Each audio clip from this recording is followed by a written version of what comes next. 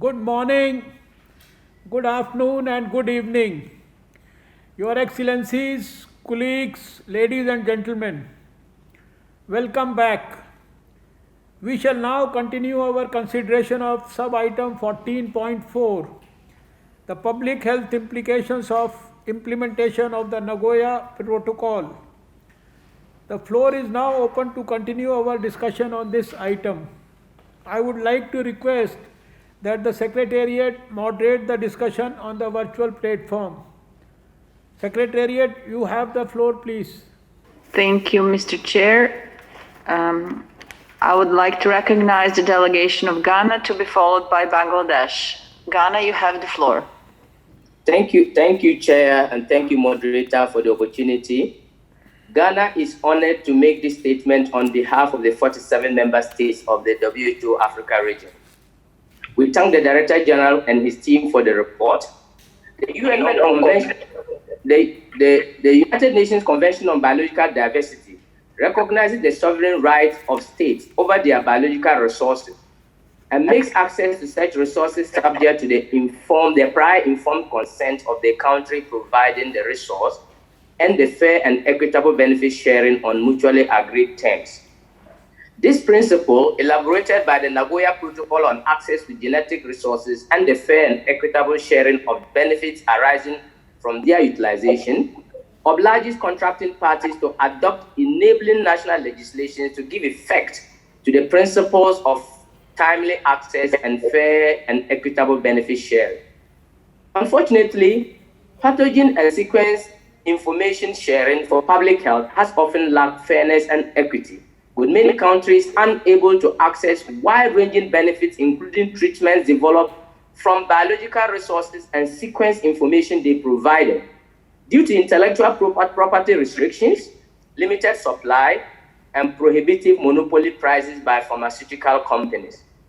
It was in this light that the 72nd World Health Assembly requested the Director General to engage with member states, the Secretariat of the Convention on Biological Diversity, and relevant stakeholders to provide information on current pathogen sharing practices and arrangements, the implementation of access and benefit sharing measures, as well as the potential public health outcomes and other implications.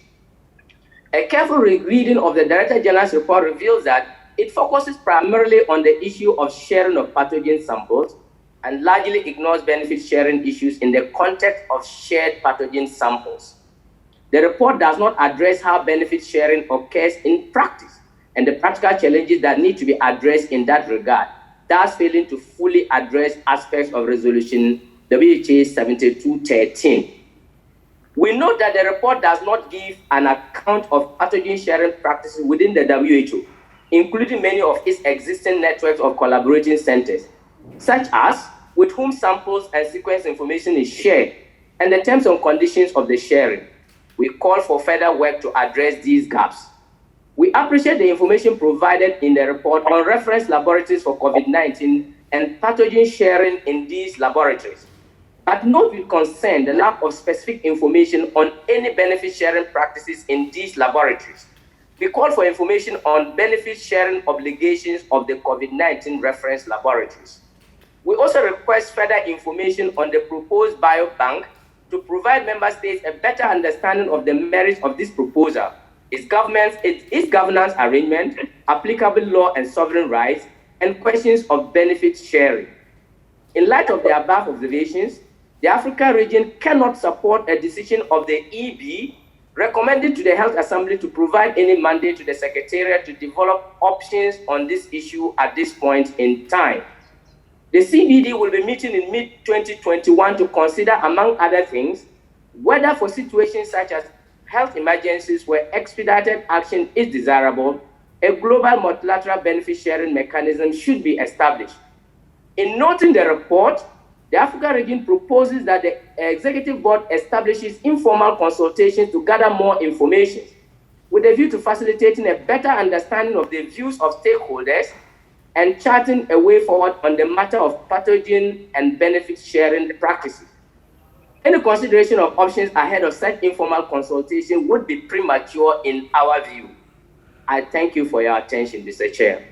Thank you, Ghana. I now invite the delegation of Bangladesh to be followed by the United Arab Emirates. Bangladesh, you have the floor. We seem to have an issues with Bangladesh, so we will continue with the United Arab Emirates to be followed by the Russian Federation. The United Arab Emirates, you have the floor.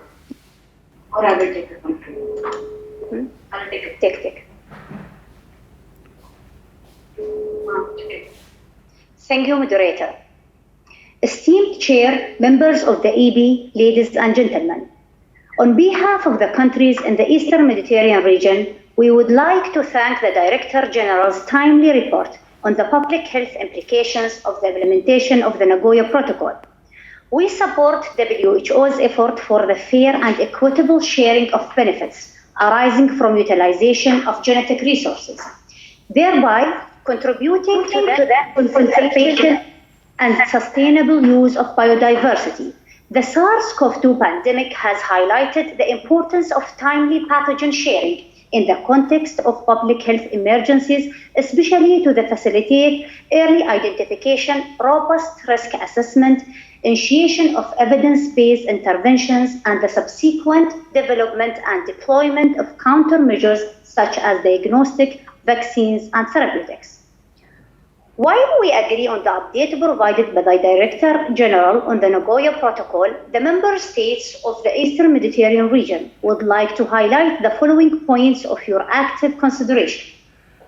First, the Nagoya Protocol is an international agreement that acts as legally binding instrument, aiming to create an equitable distribution of the benefit of utilizing genetic resources for advancing implementation of the International Health Regulation 2005. Member states should undertake legislative, administrative, and policy measures designed to ensure that benefits are shared in a fair and equitable way with the communities concerned. Member states should encourage users and providers to direct benefit arising from the utilization of genetic resources toward the conservation of biological diversity and the sustainable use of its components. Member states should increase their collaboration and cooperation in technical and scientific research and development on these issues. Member states should cooperate in the capacity binding, development and strengthening of human resources and institutional capacity in relevant areas, especially laboratories. Thank you so much. Thank you, the Emirates. I would now just like to check with the Russian Federation. I see you lowered your hand. If that is still the case, I would now like to give the floor to the Argentina to be followed by Bangladesh. Argentina, you have the floor. Argentina, are you able to deliver your statement? Yes, thank you, Madam Moderator. Can you hear me? Can you hear me okay? Sí, podemos escucharlos. Yes, we can. Argentina, we can hear you. We will then go to Bangladesh and try to sort out the technical issues with Argentina in the meantime. Bangladesh, you have the floor. Thank you, moderator. Can you hear me now? Yes, very well. Please proceed. Thank you. Thank you, Mr. Chair. We take note of the report of the Director General concerning the public health implications of implementation of the Nagoya Protocol. We recognize that the Convention on Biological Diversity and the Nagoya Protocol are important conventions for the states for exercising sovereignty over their biological resources based on the principles of prior informed consent and fair and equitable benefit sharing. As we see, the pandemic influenza preparedness framework unveils the importance of the principles of CBD and Nagoya Protocol in order for addressing public health emergencies. The COVID-19 pandemic also shows that now, more than ever before, we need to ensure fair and equitable benefit sharing arising from sharing of pathogens and sequences, as well as transparency and proper governance. We hope that WHO would continue to uphold the objectives and principles of the global instruments like CBD and Nagoya Protocol. We understand the report focused more on the issue of sharing of pathogen samples. It has somehow sidestepped fair and equitable benefit sharing for public health emergencies. More specifically, it does not address how benefit sharing in the context of pathogens occurs in practice. We would have liked to see further reflections on the existing challenges that need to be duly addressed in this regard. We therefore feel the report could further highlight some of the key aspects concerning pathogen sharing and benefit sharing arrangements and practices that happen under the auspices of WHO. These may include the information on pathogen samples that are presently being shared under WHO, the frequency and modalities of sharing for each of the pathogens, how genetic sequence data is shared, accessed, and utilized, and WHO's role in this regard. The extent of intellectual property claims with respect to the samples and sequences shared and parts thereof, as well as claims over the pharmaceuticals, vaccines, diagnostics, and other products developed through the use of the shared samples and sequences. We would also like to know what the range of domestic measures are, including national biosecurity and export control measures that affect public health surveillance, preparedness, and response. To conclude, Mr. Chair, we underscore the need for more informal consultations to move this issue forward. We believe that any consideration of the need to develop options should be led by the member states. Again, we need further information on benefit sharing practices in the context of pathogens and pathogen and benefit sharing within the WHO. Hence, setting up an intergovernmental working group could be a possible way forward in this regard. I thank you. Thank you, Bangladesh. I will now like to invite the delegation of the Russian Federation to be followed by Argentina. Russian Federation, you have the floor. Distinguished Chairman, the Russian Federation notes the report of the Director General, and we note also the importance of the Nagoya Protocol for public health. It's clearly demonstrated under the current pandemic of COVID-19. Given the different variants of coronavirus, it is very timely to monitor the spread and research of the sources and to monitor the efficacy of testing systems. We need to look at mutations and just how effective vaccines are against them. We also need to search for immunity that has been developed by people that have had COVID-19. This requires research and the use and isolation of different variants of the virus, as well as access to information about the genetic sequencing. And this can be done under the Nagoya Protocol provisions. The Russian Federation supports the thesis about the positive value of sharing and its impact on public health. And we are making a contribution to different arrangements. For example, the global deposit, the G8 initiative, including different variants that have been found within the Russian Federation. I thank you very much for your kind attention. Thank you, Russian Federation. Before going to Argentina, just to ask distinguished delegate to actually highlight that there is no need for you to ask us if everything is okay. We will intervene and let you know if we have any technical issues in hearing you correctly. Thank you very much. And with that, I would like to give the floor to Argentina to be followed by Monaco. Argentina, you have the floor. Muchas gracias, moderadora. Thank you very much, Madam Moderator. Argentina takes note of the Secretariat's report and is very grateful for it. And I think it's worth emphasizing that the Nagoya Protocol establishes a relationship between facilitating access to genetic resources on one hand and equitable and fair benefit sharing derived from its use on the other. In exceptional cases, such as those which have implications for public health linked to pathogen sharing, this relationship should also be borne in mind with due consideration.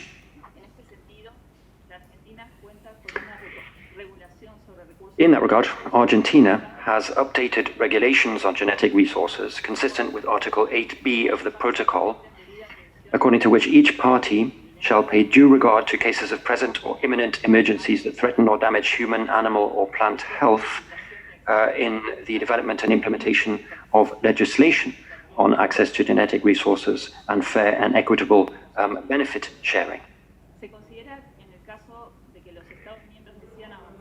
If member states wish to move ahead with a discussion on a specific system for pathogen sharing, as the Director General notes, that should be consistent with Article 4.4 of the Nagoya Protocol, referring to international instruments specialized in ABS.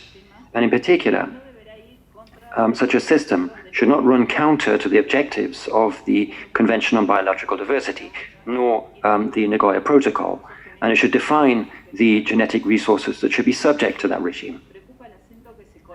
In that context, we are concerned by the emphasis that is put in the design of multilateral mechanisms on access facilitation, rather than giving due regard to benefit sharing concerns. It should be pointed out that for developing countries, benefit sharing derived from the use of such pathogens means getting better access to new treatments, as the experience of the influenza virus has shown. And we don't share the concern that ABS mechanisms make it too bureaucratic to exchange pathogens. As the Argentine regulations show, swift access and benefit sharing can be covered within the same regulatory framework.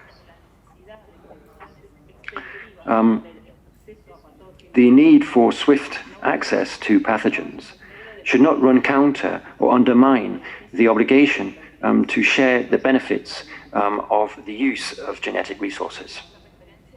And finally, I wish to refer to the work that's been done by the Argentine scientific community through the Interinstitutional Argentinian Project on the SARS-CoV-2 genome, which made it possible to share with GISAID more than 430 genomes detected in Argentina in 2020, and all of the efforts that have been made to strengthen the capacity of sequencing and the broad genome epidemiological surveys and studies on metagenomes and artificial intelligence in Argentina. Thank you very much.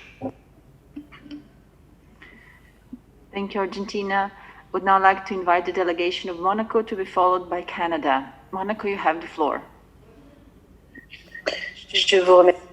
Thank you very much. Good morning, everyone. Chairperson, the COVID-19 pandemic has demonstrated, as if it were still necessary, that immediate sharing of pathogens is essential. There are health imperatives, and these must take priority in different emergencies and pandemics.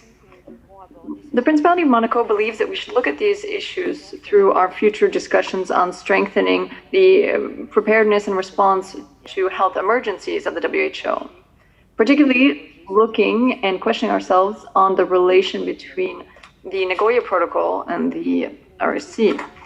The committee that has looked at this will be very key here. The report that's been presented by the Secretariat today demonstrates through the survey that there are major differences and disparities between the different provisions, and this could lead to delays and difficulties in terms of sharing. We would therefore request that the Secretariat would work together with the committee in order to make recommendations and specific solutions before the next WHA. Lastly, and as was requested by other speakers before me, we would like to have a little bit more information on the future of the hub or the depository that has been mentioned by the Director General. I thank you very much for your kind attention. Thank you, Monaco. I'd now like to invite the delegation of Canada to be followed by Switzerland. Canada, you have the floor. Thank you, Chair. Canada supports the Secretariat's ongoing work to understand the public health implications of implementation of the Nagoya Protocol. As COVID-19 pandemic has clearly demonstrated, the rapid sharing of pathogens and genetic sequence data is essential for the development of safe and effective diagnostics, therapeutics, and vaccines. We note the new specific focus in the report on options to provide additional transparency, equity, clarity, and consistency in pathogen sharing practices globally. Is the intent to apply any findings from work in these areas to the operationalization of the BioHub pathogen sharing repository? We would appreciate the WHO sharing more details with member states on the envisioned scope and functionality of the BioHub. For example, will it include additional functionality such as genome sequencing and analysis? To ensure that there are no unintentional negative impacts on well-established, effective, efficient, and safe pathogen sharing mechanisms, we encourage the WHO to continue to engage with existing networks, such as the Global Health Security Initiative, as the Secretariat works to establish the BioHub. Lastly, Canada would appreciate member state consultations on BioHub, including on its scope, proposed material transfer agreements, access and benefit sharing plans, and safety and security considerations of both the facility and pathogen transfers in advance of WHA 74 in May. Thank you, Chair. Thank you, Canada. I would now like to recognize the delegation of Switzerland, to be followed by Brazil. Switzerland, you have the floor. Monsieur le Président. Thank you, Chairman. Timely access to pathogens, to genetic sequencing data, and fair, equitable benefit sharing are essential for global health. Switzerland wishes to thank the Secretariat for the report, as well as for the survey on current pathogen sharing practices and arrangements. And we welcome these steps. We wish to ask the WHO Secretariat to provide further information on the cohorts of the stakeholders who participated in the survey. As the lessons learned from the qualitative data of the report show, various factors may influence the sharing of pathogens. Therefore, possible framework conditions may go beyond the scope of the Nagoya Protocol. In this context, we wish to underscore that according to the Nagoya Protocol, no country is required to condition access to genetic resources, including pathogens, on regulations, on prior informed consent, and mutually agreed terms. We wish to request that the WHO Secretariat continues work on this area and continues to monitor the different practices and framework conditions that exist around the world, as well as their influence on pathogen sharing.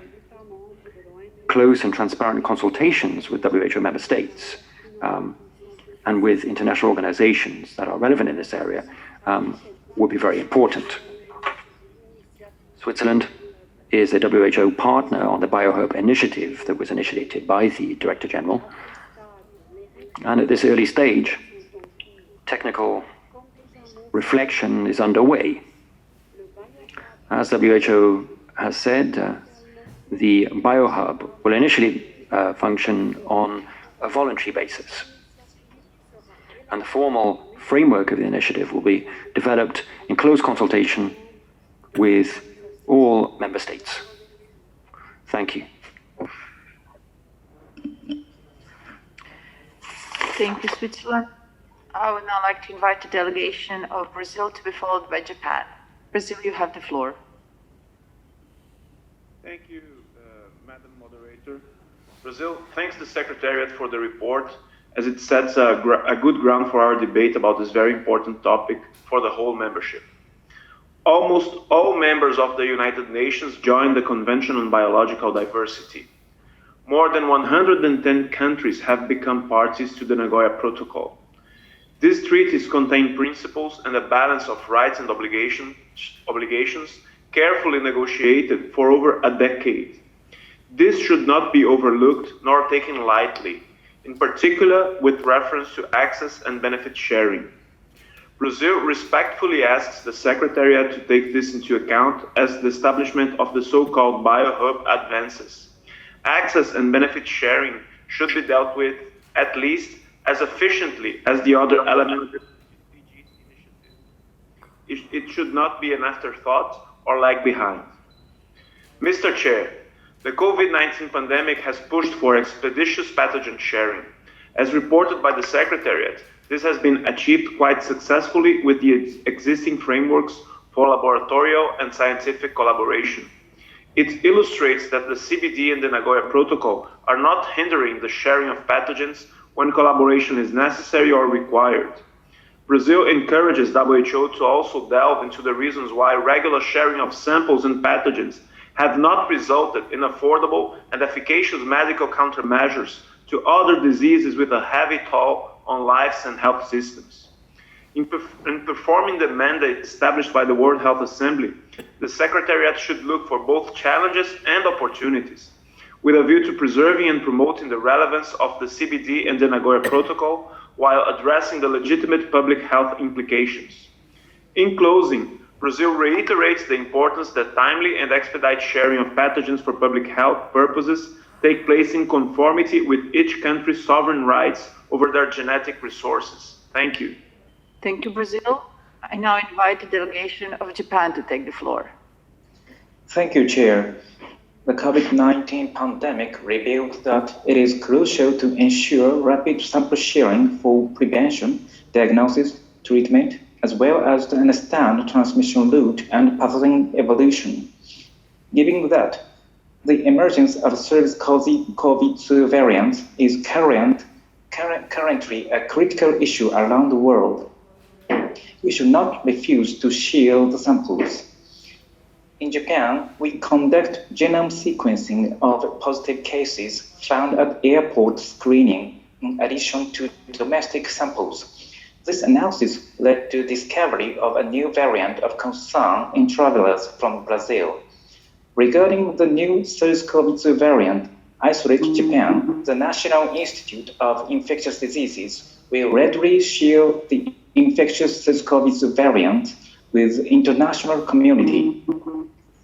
We truly hope that our rapid sample sharing contributes to risk assessment and research and development. Moreover, we believe that global public health benefits derived from sample sharing are public goods.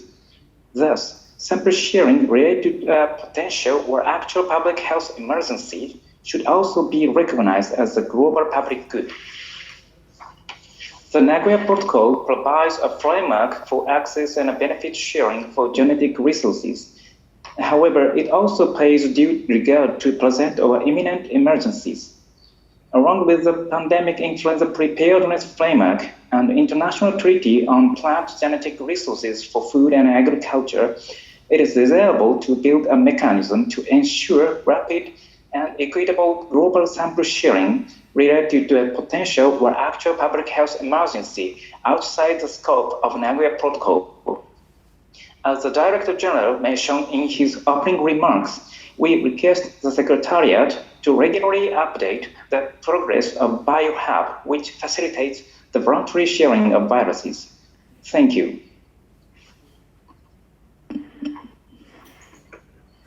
Thank you, Japan. We will now continue with non-state actors in official relations with WHO. For now, I'd like to give the floor to the World Medical Association. WMA, you have the floor.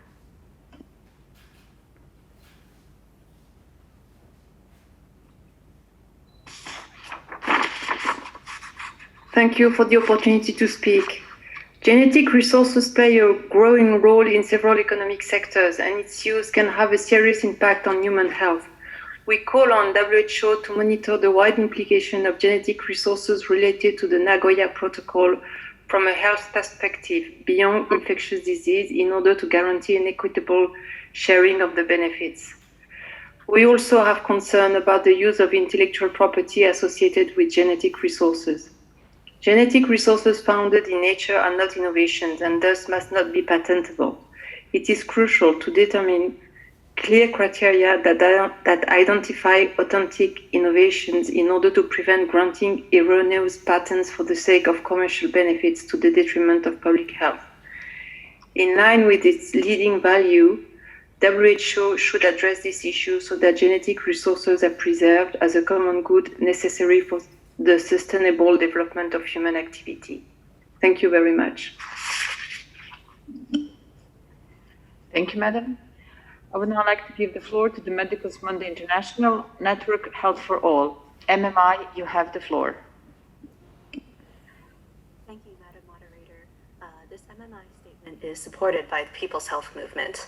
We support the Nagoya Protocol and countries' sovereign rights over their genetic resources. Delays in influenza virus sharing were misrepresented to include pandemic influenza when the survey was for seasonal influenza. Thanks to the PIP framework, no delays were identified during pandemic influenza. Resolution of disparities between high-income countries and low-middle-income countries in the COVID-19 response need binding commitments, prioritizing public health over profits, rather than voluntary participation from private actors. The role of PIP in improving access and benefit sharing during COVID-19 is an example of a regulated mechanism for equity.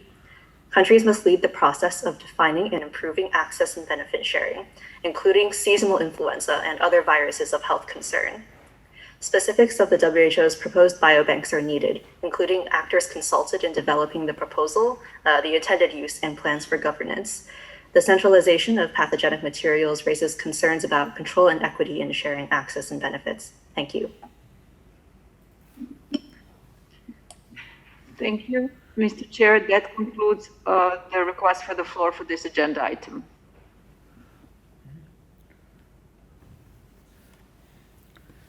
If there are no more requests, thank you so much. If there are no more requests for the floor, I shall request the Secretariat to respond to the questions raised. Secretariat, you can have the floor.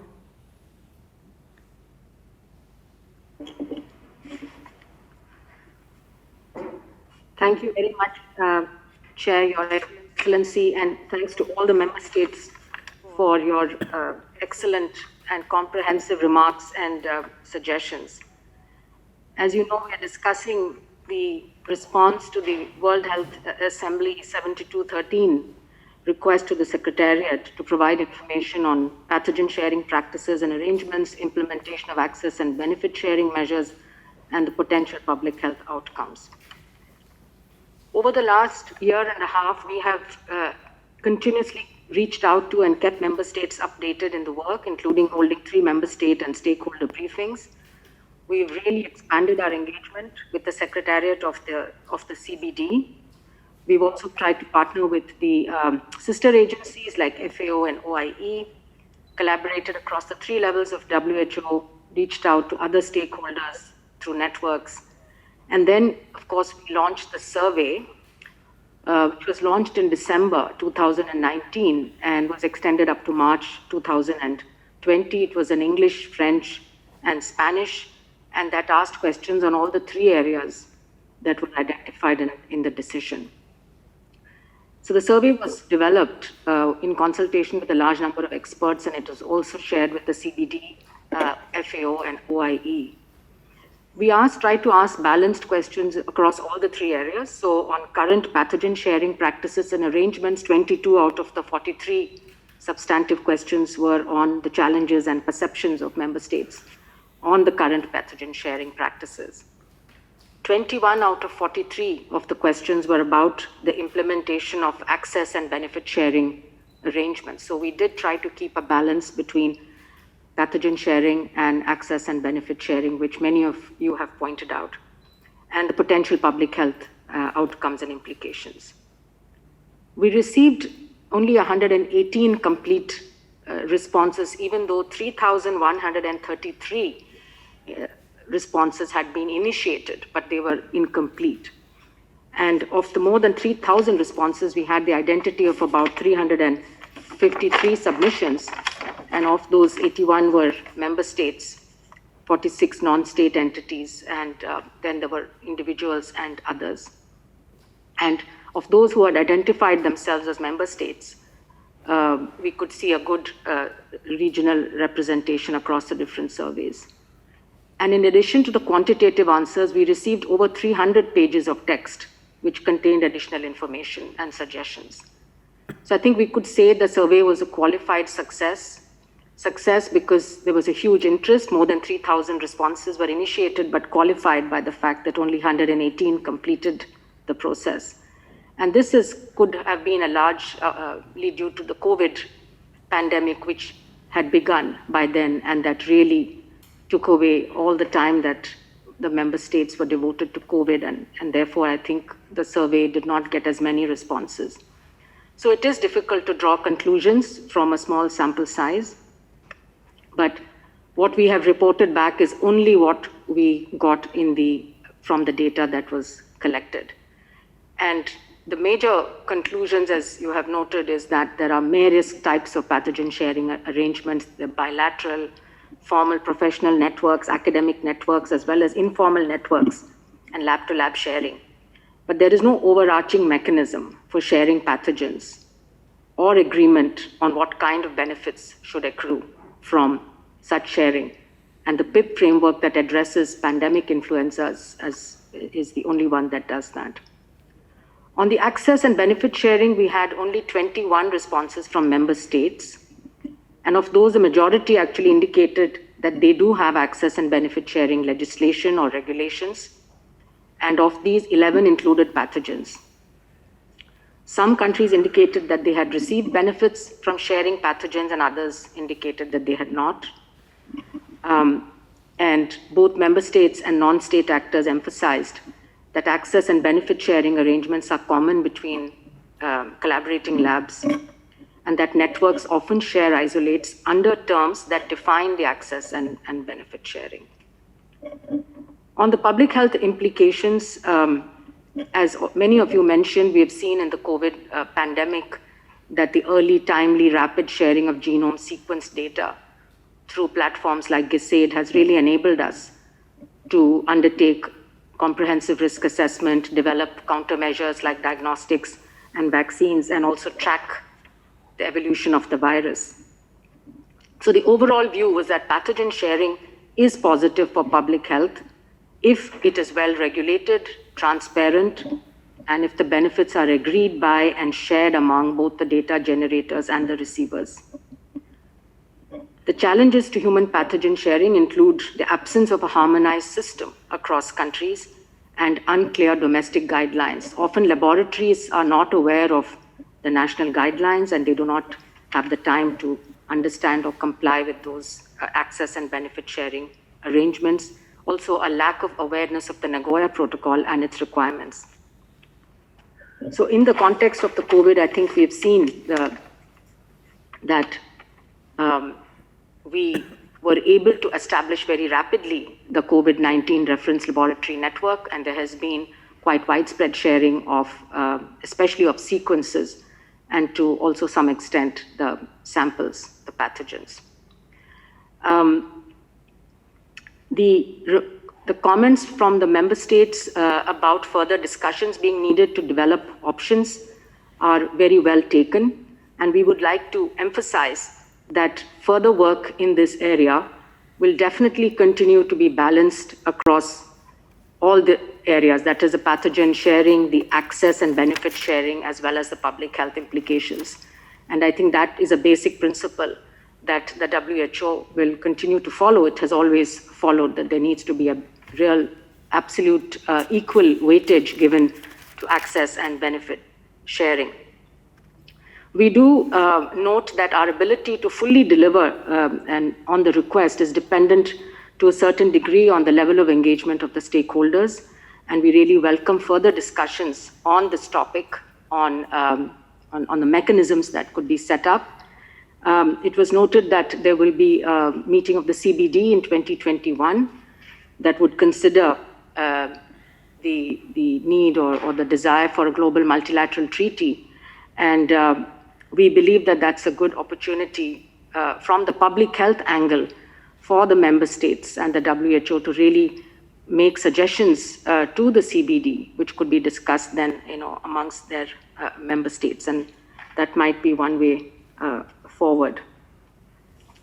So I would like to request Dr. Sylvie Briand to provide some clarifications and further information on the BioHub.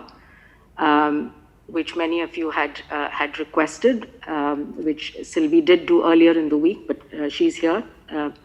And I would like to once again thank all of you, and I look forward to further work in this area, definitely involving all the member states and other key stakeholders in the development of the work around the Nagoya Protocol. Thank you.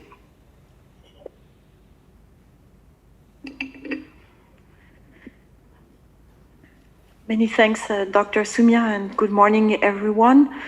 So as it has been said already, the COVID-19 pandemic showed us that at the beginning of the crisis, WHO member states really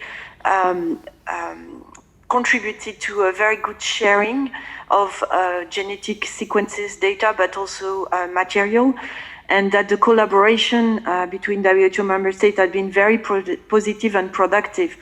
This has enabled us for rapid risk assessment, for global risk monitoring, for research and development.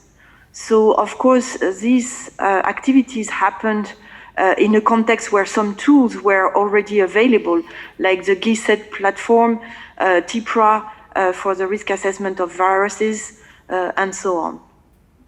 So regarding the BioHub, first, I would like to highlight that it's a voluntary process. It will not be mandatory at the beginning because, as Switzerland rightly mentioned, we have still some technical aspects to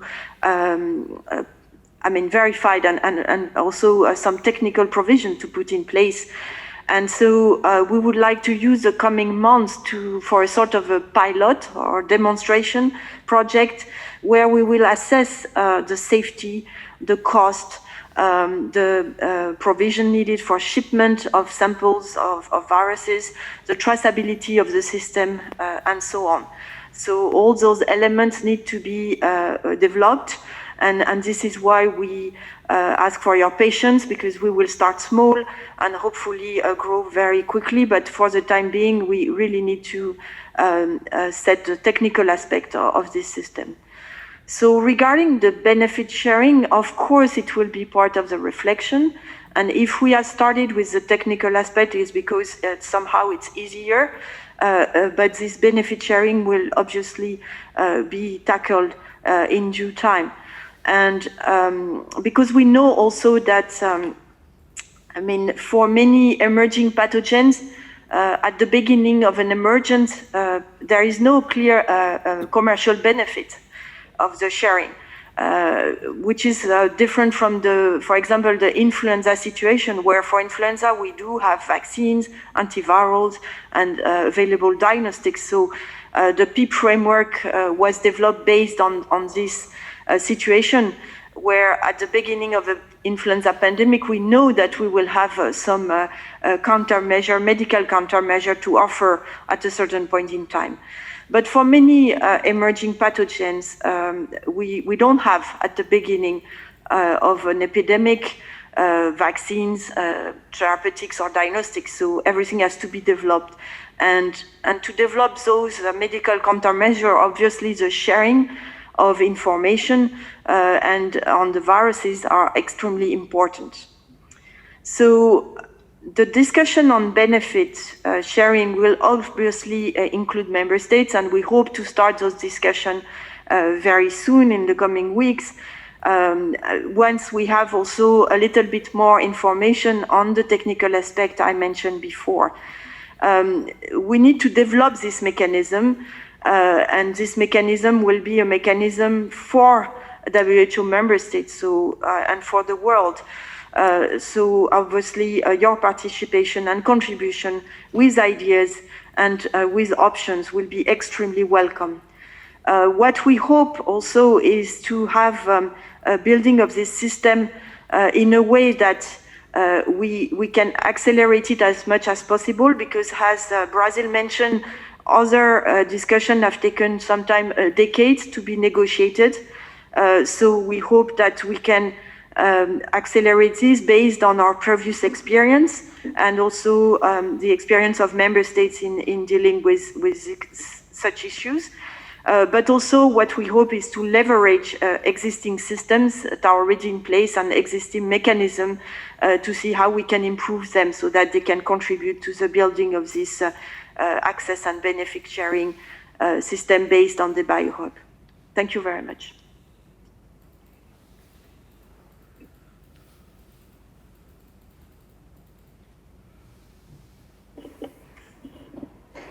Would like to request the Director General if he'd like to say a few words on this topic.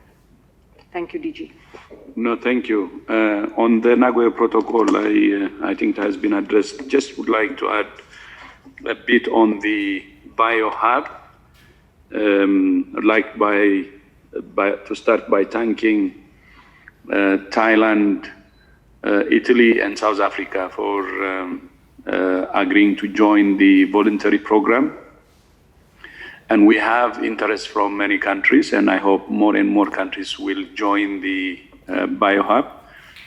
As Sylvie said, it's a voluntary program, and Switzerland also has agreed to host it.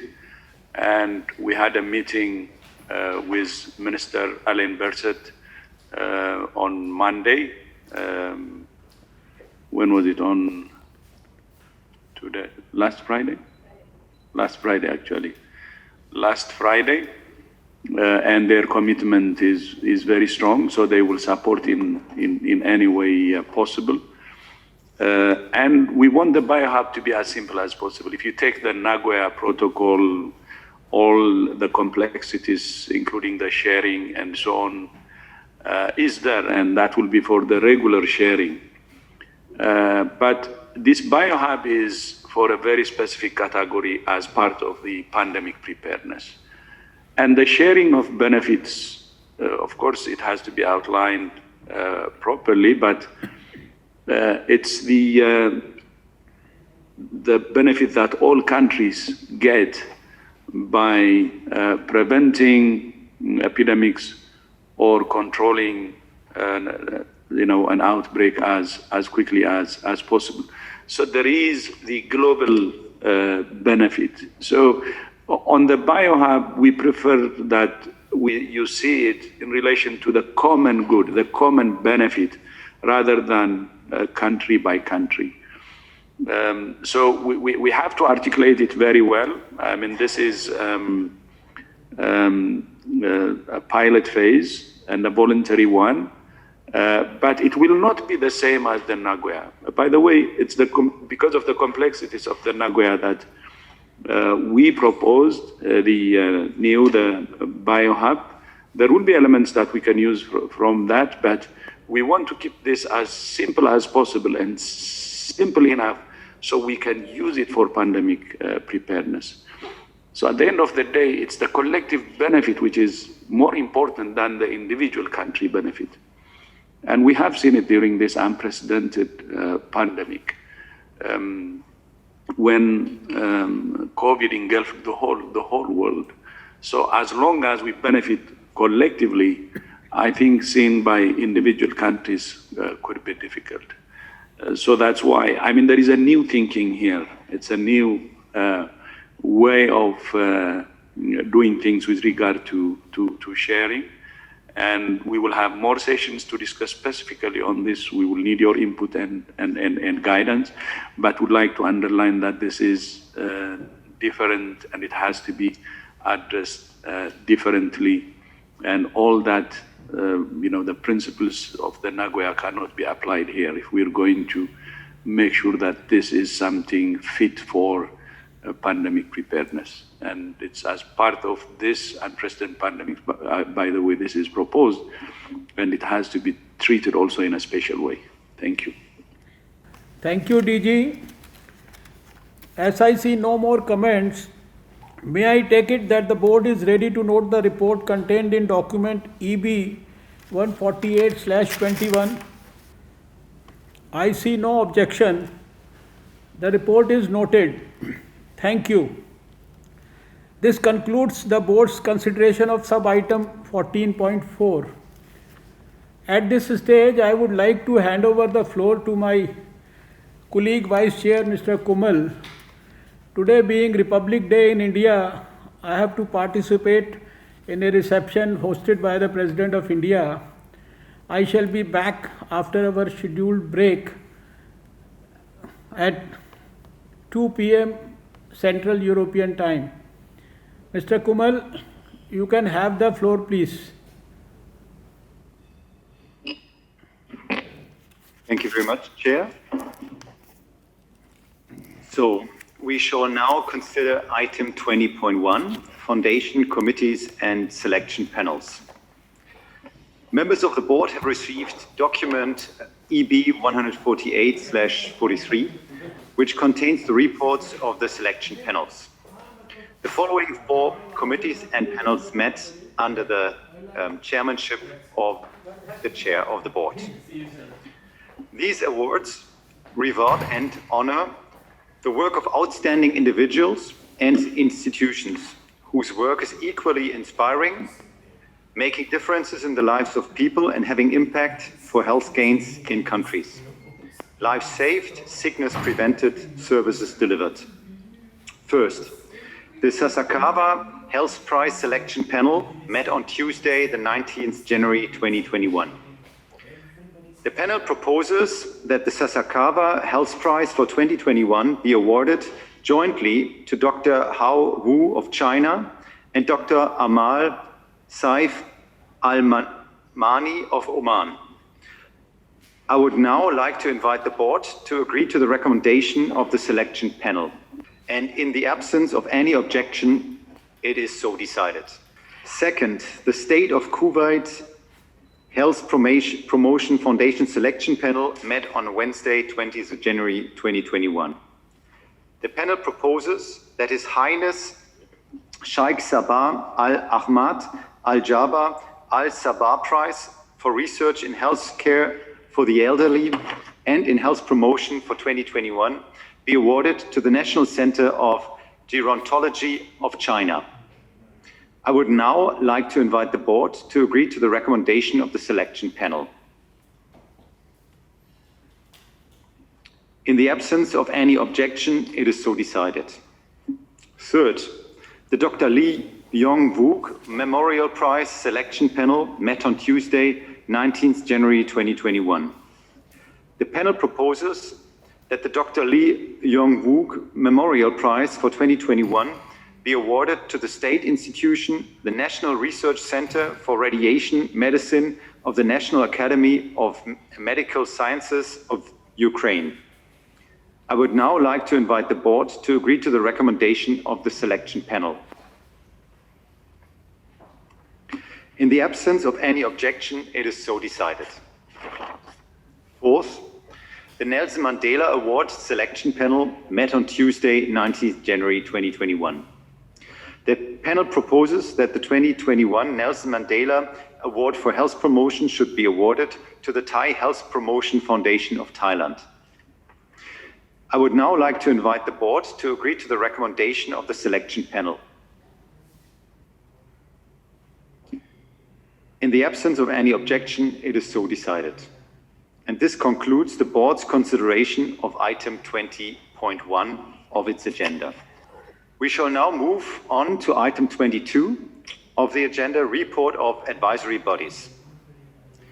The reports by the Secretariat are contained in documents EB 148/47 and EB 148/47 at 1. The board is invited to note the reports. May I remind board members that, in accordance with Regulation 4.23 of the Regulations for Expert Advisory Panels and Committees, the role of the board is to consider the report submitted by the Director General, which contains his observations on the implications of the expert committee reports and his recommendations on the follow-up action to be taken. In compliance with Regulation 2.2 of the same regulations, document EB 148/47 at 1 informs the board of the establishment or disestablishment of expert advisory panels and their membership, and lists the meetings of expert committees convened during the year. So first, reports of advisory bodies. I shall now draw the attention of the board to the 89th report of the joint FAO-WHO Expert Committee on Food Additives, virtual meeting 1st to 12th June 2020. The recommendations, public health significance and implications for WHO appear in paragraphs 1 through 12 of document EB 148/47. The full report appears in the WHO Technical Report Series number 1027 in press. Second, I would also like to draw the board's attention to the 71st report of the Expert Committee on Biological Standardization, virtual meeting 24th to 28th August 2020. The recommendations, public health significance, and implications for WHO appear in paragraphs 16 through 25 of document EB 148/47. The full report appears in WHO Technical Report Series number 1028 in press. Third, furthermore, I would like to draw the board's attention to the report of the 10th meeting of the WHO Study Group on Tobacco Product Regulation, virtual meeting 28 September to 2nd October 2020. The recommendations, public health significance, and implications for WHO appear in paragraphs 29 through 32 of document 148/47. The full report appears in the WHO Technical Report Series number 1029 in preparation. The floor is now open for discussion. I would like to request that the Secretariat moderate the discussion on the virtual platform. Moderator, you have the floor. Thank you, Mr. Vice Chair. I recognize the delegation of Burkina Faso to be followed by Singapore. Burkina Faso, you have the floor.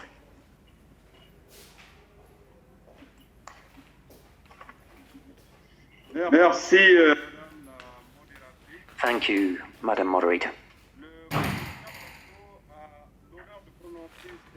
Burkina Faso has the honor of delivering this statement on behalf of the 47 member states of the African region. We wish to indicate the importance of rigorous checks of the safety of food additives on human health in the short, medium, and long term. And therefore, we invite member states to attach top priority to checks and surveillance of food additives in order to minimize the risks for human and animal health. We also wish to underscore the need to continue to provide technical and financial support to countries in order to help them to constantly strengthen and update national food additive regulations and measures. The food industry should also play a role in ensuring that there is strict compliance with international rules on food additives, particularly for products destined for international trade. There shouldn't be any distinction drawn between the products sold in the country of origin of manufacturers or producers and or domestic markets, and products for regions where controls may be less strict. Chair, it's quite clear as well that biological standardization is a key element to protect human health. The COVID-19 pandemic has underscored the importance of clear guidance from WHO on guidelines to apply and the updating in the development of messenger RNA vaccines. Our group welcomes the approval of future reference points on COVID-19 and invites WHO to continue its efforts to put in place specific standards on this and on supplementary doses for this disease. Safety, availability, and distribution of biological substances in the context of COVID-19 are a priority if we wish to overcome this challenge, and we shouldn't forget other diseases that the world also faces. Chairman, It's true that tobacco and its derivatives also constitute a threat to human health in many countries, and there are many victims, particularly among the youth. Regulating the use and control of these products must be a strong priority, irrespective of the level of development of states. Young people should be protected from the damage caused by tobacco and by new products in order to guarantee them a healthy future, and in order to build more resilient and sustainable societies, including strong economies. And this goes for countries all over the world, in particular in the African region. The African group also wishes to remind members that tobacco advertising, classical marketing approaches and communication by new media should also be rigorously regulated in our countries. And to conclude, the group of member states of the African region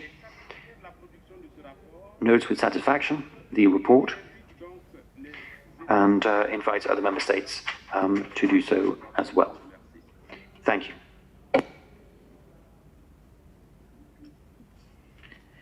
Thank you, Burkina Faso. I'll now recognize the delegation of Singapore to be followed by Madagascar. Singapore, you have the floor. Thank you, Chair, for giving me the floor. As the world's leading health authority and a normative agency, the WHO plays an essential role in convening international, regional, and national experts to make technical recommendations on a wide range of health issues. Singapore is privileged to be able to contribute in the area of tobacco product regulation. We were the lead author to the Horizon Scanning paper on nicotine forms in tobacco plant, chemical modifications, and implications for electronic delivery system. This will be published in the WHO Technical Report Series to update knowledge and inform policy at the global level. We were also involved in the WHO Tobacco Regulators Forum Steering Committee and plenary meetings, which provided member states and regulators an update on the latest developments in science and policy. The work of the WHO and its tobacco-free initiative, as well as the recommendations made by the study group on tobacco product regulation, are vital. To this end, Singapore recognizes the importance of continued engagement with member states in this area and the necessity of future work by WHO to support member states in navigating the complex science of tobacco product regulation. Thank you, Chair. Thank you, Singapore. I would now like to invite Madagascar to be followed by the Netherlands. Delegation of Madagascar, you have the floor.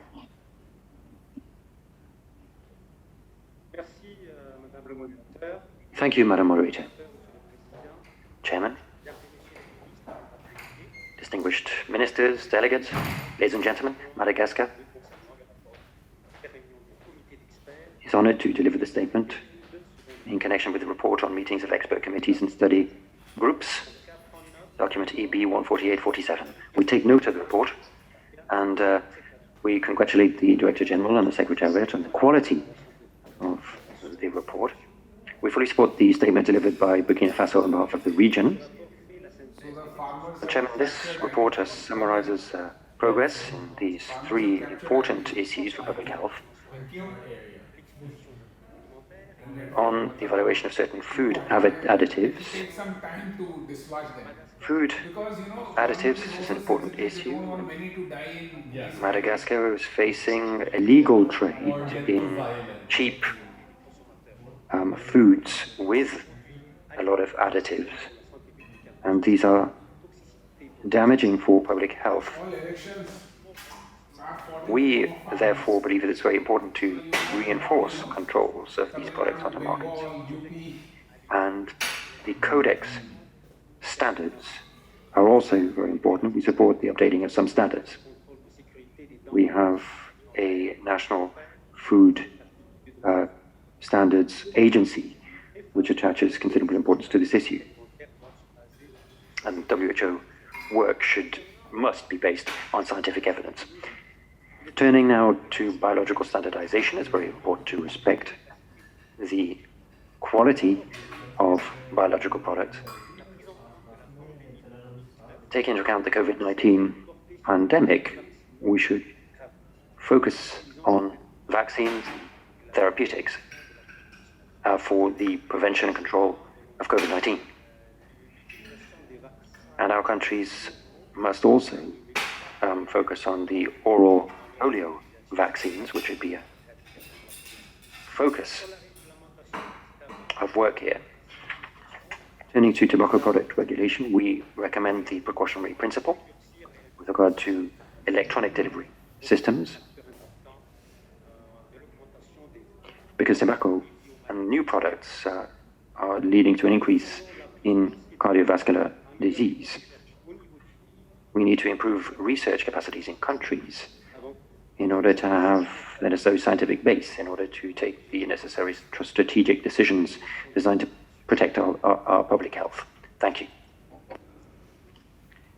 Thank you, Madagascar. I would now like to give the floor to the Netherlands. Thank you, Chair. The Netherlands would like to thank the WHO Study Group on Tobacco Product Regulation for their extensive work in the field of tobacco control. Their independent research and policy recommendations on novel and emerging nicotine and tobacco products are extremely useful in strengthening our national policies and support us in realizing a tobacco-free generation. Also, in light of the current COVID epidemic, the attention for a healthy lifestyle and quitting smoking cannot be stressed enough. The Netherlands hopes to host this year in November, virtually or in person, the Convention of the Parties to the WHO Framework Convention on Tobacco Control and meeting of the parties to the protocol to eliminate illicit trade in tobacco products, as we had to postpone it last year in view of the pandemic. Thank you, Chair. Thank you, Netherlands. Delegation of Panama, you have the floor. Gracias, señora moderadora. Thank you, Madam Moderator. Panama would like to thank the Director General report and the proposal for a study on tobacco products, and we welcome the fact that this incorporates technical elements and mandates that have been approved in various WHO resolutions and recommendations of the Conference of Parties to the WHO Framework Convention on Tobacco Control. The industry promotes these products, new delivery systems, as being less damaging for consumers, but there is no scientific evidence, independent, solid evidence to prove that that is the case. Young people are the worst affected, and we've identified young people as potential candidates for these new systems, and this is clearly a violation of Article 5.2 of the Framework Convention for preventing tobacco addiction, which is the active ingredient in these new products. We have electronic nicotine delivery systems regulated since 2018 and 2019 in Panama. So we regulate the places in which smoking can go ahead, and these systems can be used in order to protect our young people. These new products are a violation of the Framework Convention and the Convention on the Rights of the Child. Targets 3A, 3.4, 3.5, and 3.9 of the Convention. We are designing policies and programs in Panama to try to address the issue, and we have a number of regulations in this regard. Thank you very much indeed. Thank you, Canada. The distinguished delegate of Kenya, you have the floor now. Thank you, Chair. Kenya lines has with that made by Burkina Faso and member states of the African region. We thank the Director General for his report on meeting of expert committees and study groups, and we commend the work by the respective panels in providing the knowledge base for global and national public health policy and guidance. We also take note of the DG's report on the membership of WHO's expert advisory panels and committees and wish to express concern regarding the imbalance in regional representation for almost all panels and committees. Such skilled representation serves the global health community of varied experiences and knowledge and demonstrates a lack of commitment to diversity and inclusion. Chairperson, with regard to the WHO study group on tobacco product regulation, Kenya welcomes the recommendations that will ensure a more robust regulatory framework for all tobacco products. This includes novel products that are currently subverting existing laws and regulations, such as electronic nicotine delivery systems and non-tobacco nicotine products. If left unaddressed, these new products could reverse the gains made due to much stronger and calculated targeting of younger generations by the tobacco industry. Kenya appreciates the progress made by WHO in this area and urges the Secretariat to continue prioritizing the provision of authoritative guidance to member states on the gains made in tobacco product regulation. In the past, Kenya has participated in WHO Technical Working Group on tobacco product testing and has gained much experience in tobacco control regulation. We are honored that WHO has identified 3 laboratories in Kenya to serve the Afro region in testing of tobacco products, with the aim of integrating these laboratories into the global tobacco laboratories network. As a leading example in the implementation of WHO Framework Convention on Tobacco Control, Kenya calls for strengthened tobacco regulation as well as management of tobacco dependence to be made a top priority agenda by the WHO and the World Health Assembly.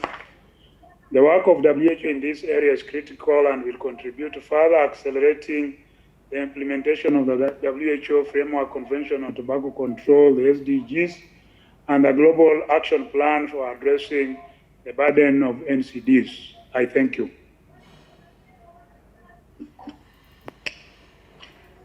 Thank you, Kenya. Mr. Vice Chair, that concludes the list of requests for the floor. Thank you, moderator. And as there are no further requests for the floor, I shall now ask the Secretariat to respond to the questions raised, and I understand that Susanna, DDG, will coordinate. Thank you. Susanna, you have the floor. Thank you very much, Chair. There were some very helpful comments from Member States on nearly all the reports. So therefore, let me first invite Dr. Francesco Branco to give his reflections on the evaluation of the food additives, the FAO, Joint FAO-WHO Expert Committee. Over to you, Dr. Branco, Director of Nutrition and Food Safety.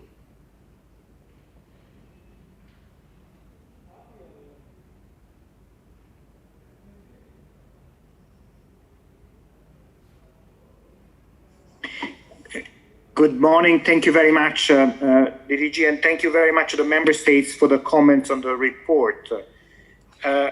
First of all, I'd like to say that the scientific advice to the Codex managed to work as planned despite the limitations given by the pandemic in 2020. So panels have met regularly. I really would like to thank all the experts for having worked longer hours across many time zones to allow this to be delivered on time.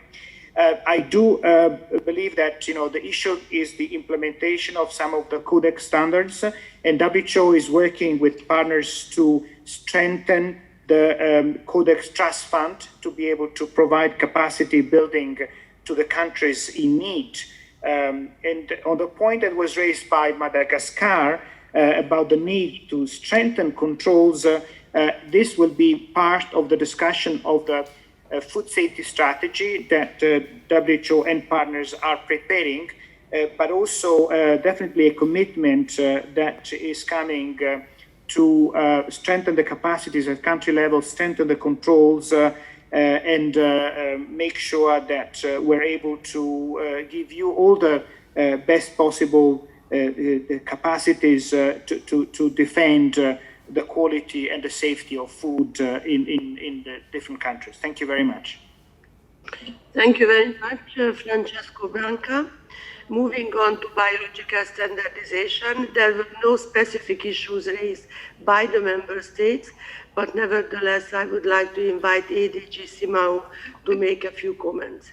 Dr. Simao, you have the floor. Thank you for the opportunity, Dr. Susanna. This is just to highlight, and I thank all member states for the support to the CBS, the biological specifications work.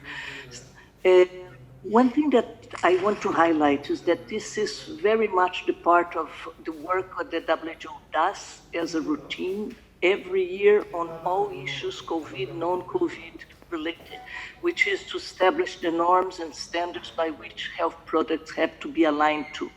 And this is very important in times like we are going through right now. I always say that this is the invisible work that WHO does, and I would like here to also to thank the member states who provide experts for this group. Because you saw that for this meeting we hosted in October last year, we did work on COVID-related issues and also on non-COVID-related issues like the novel poliomyelitis vaccine and so on. But we did a lot of work on like, for example, on the guidance, interim guidance of blood supply in COVID times.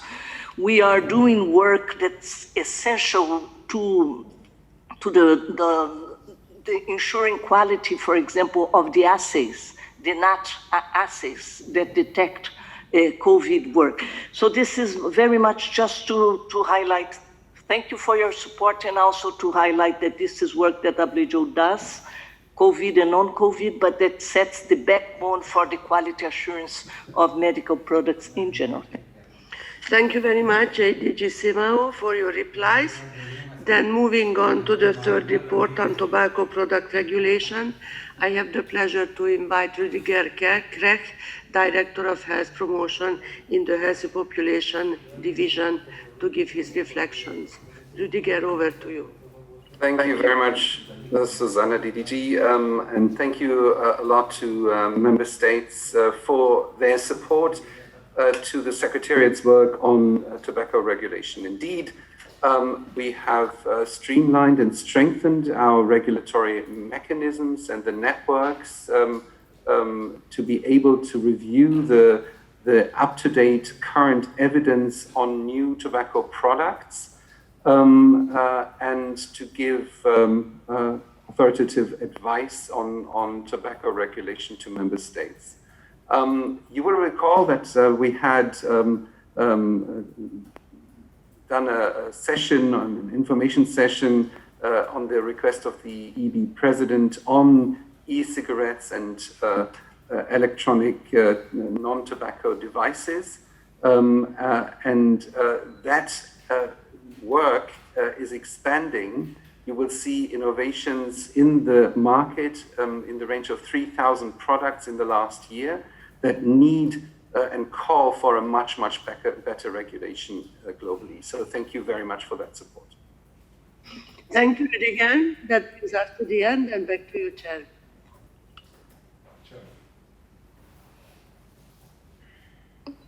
Okay, thank you, Secretariat. So I believe there are no further comments from delegation. So I take it that the board wishes to take note of the reports. And since there are no objections, the reports are noted, and thank you. This concludes the board's consideration of item 22. So that brings us practically to the end of this session, this morning's session, at least in Central Europe.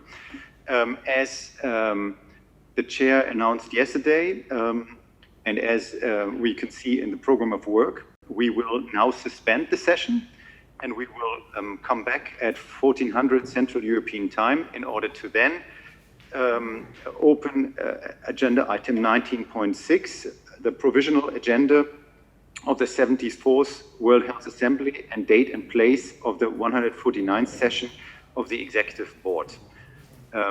Therefore, I would like to suspend now this meeting and hope to see you back at 2 o'clock. Thank you very much. Welcome back after the break. We shall now move to sub-item 19.6, Provisional Agenda of the 74th World Health Assembly and date and place of the 149th session of the Executive Board. The relevant reports are contained in documents EB 148/41 and EB 148/42. Let us first turn to document EB 148/41, which contains the draft provisional agenda for the 74th World Health Assembly.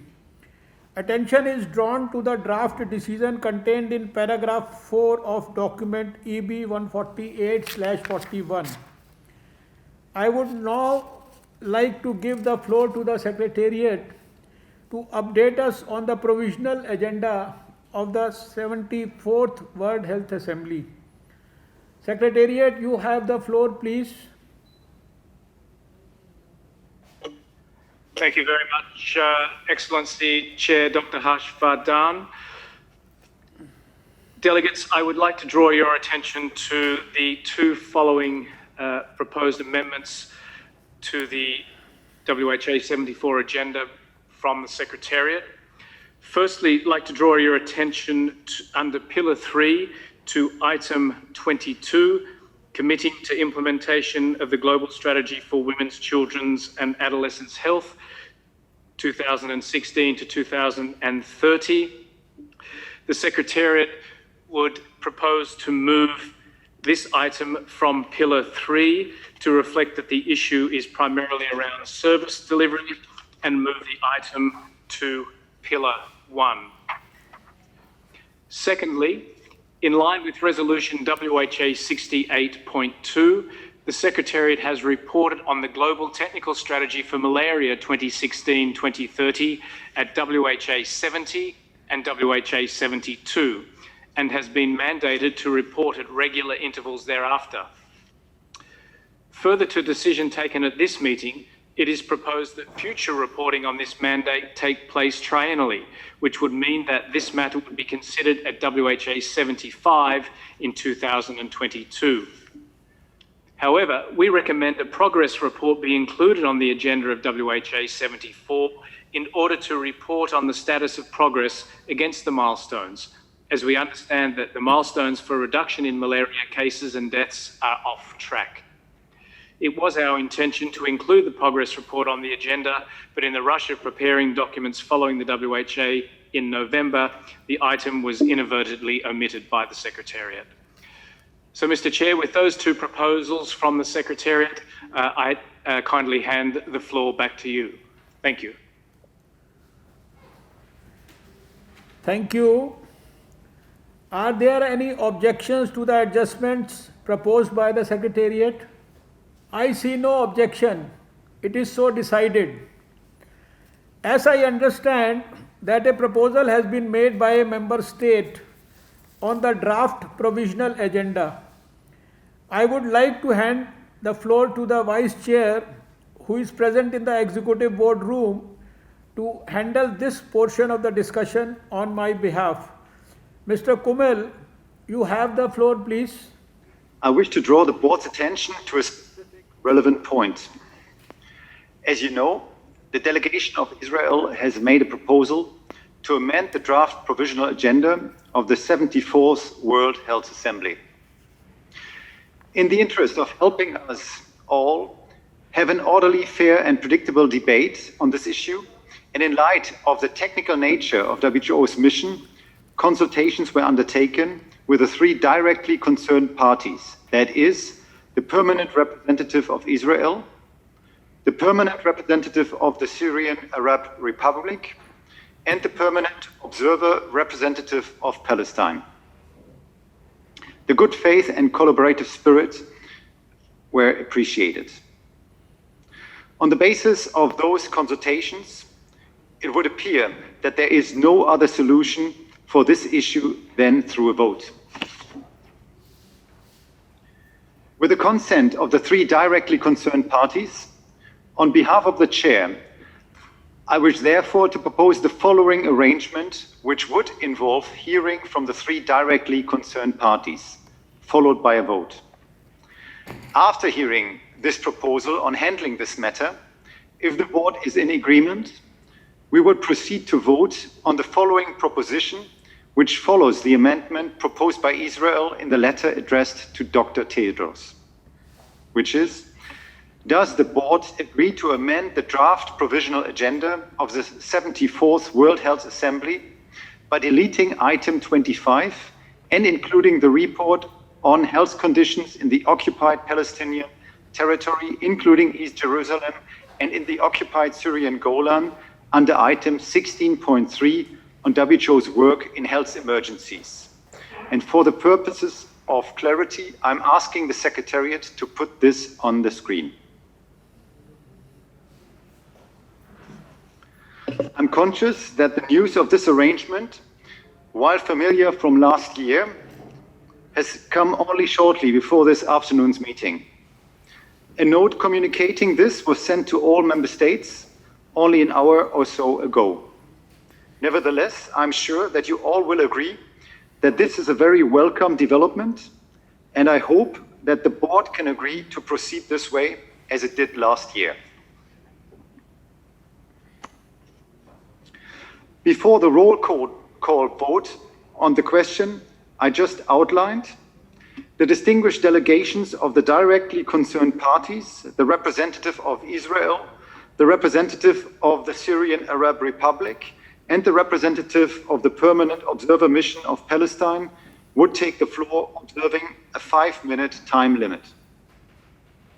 We would then proceed directly to a roll call vote on the question.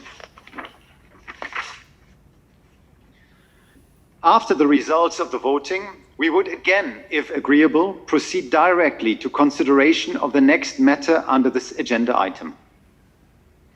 I would also invite all concerned speakers to moderate their remarks in the interest of good order. It will be understood that the manner in which we handle this will not create a precedent. I want to be clear that proceeding in this manner does not create a precedent. As I just said, we are following the procedure from last year. By this proposal, we would facilitate the work of the board to a significant and helpful extent. And it would save us much needed time. Can I take it that you agree with proceeding in this manner?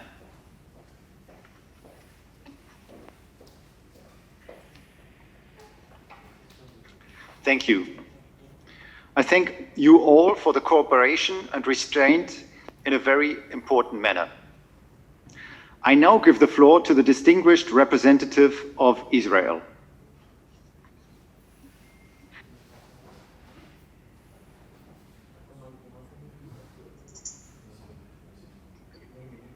Thank you, Vice Chair. The provisional agenda of the 74th World Health Assembly stands before us in document EB 148/41.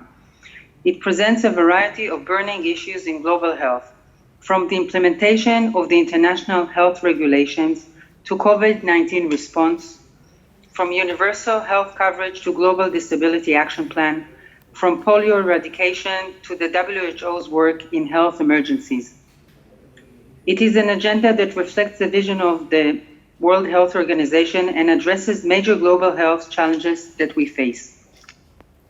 However, the draft agenda as proposed by the Secretariat includes one item that does not meet these criteria, item 25.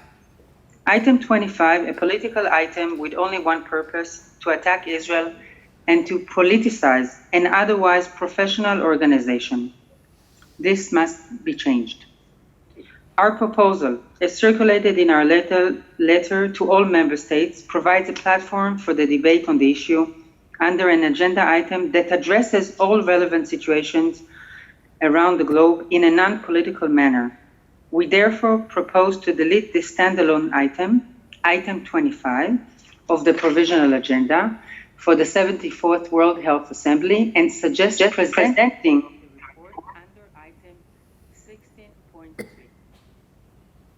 it is our members of the Executive Board to critically review and approve this agenda and subsequently revise it if and when required.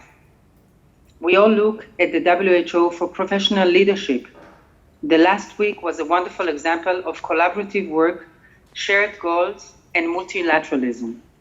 The many important resolutions we passed and an in-depth discussions that took place reflect on the vision of member states and of the organization itself. What I'm asking you to do today is to ensure that the World Health Assembly maintain its focus on health as it should. And I hope that the EB members can vote together with Israel to support this vision. Thank you.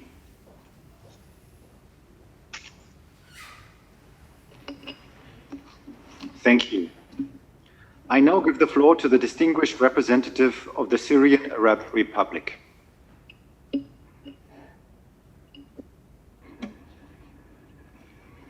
Thank you, Mr. Chair. I'm having a technical problem with the camera, but I hope that... We do.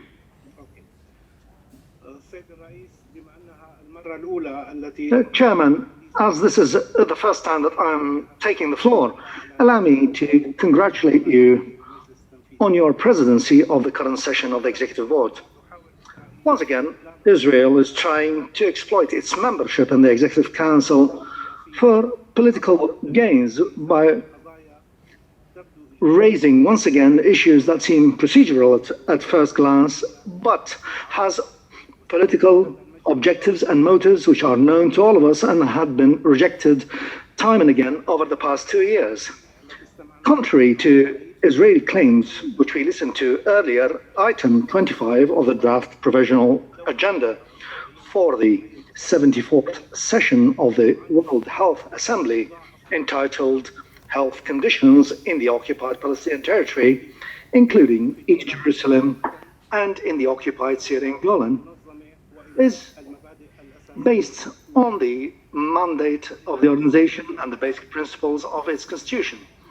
The Syrian Arab Republic therefore reiterates its opposition to the Israeli proposal, which is politically motivated and is aimed at misleading the organization by dealing with the issue as merely internal health emergency, not a health issue in occupied territories that requires the occupying power to comply with the specific legal obligations under international humanitarian law and relevant United Nations resolutions. These include World Health Assembly resolutions, and through which it is required to provide unconditional access to investigate the situation in these areas. As is well known, Israel has been preventing all fact-finding missions by the United Nations, including those established under World Health Assembly resolutions, and that is since 1967, to allow access to the occupied Syrian Golan Heights and to provide recommendations on the situation. I would like to remind us all here the preconditions and restrictions imposed by the occupying force on the mission of WHO to assess the health conditions in the occupied Syrian Golan in 2017 has prevented the mission from submitting an objective and factual report based on the genuine assessment of the situation and the occupation. Authorities continue to prevent the organization from unconditionally accessing the occupied Golan Heights to assess the situation of the Syrian population and to meet their humanitarian needs, including during this pandemic of COVID-19. These facts cannot be concealed through hollow political statements aimed at the shirking of the legal obligations of the occupying power. Also, false accusations and allegations cannot hide Israel's destructive and undermining practices in the region, including its attempt to hide behind false humanitarian pretexts to disguise its provision of direct logistical support to terrorist groups. We continue to express our conviction that this Council will take into account these views and the Member States will vote to reject this proposal. Thank you.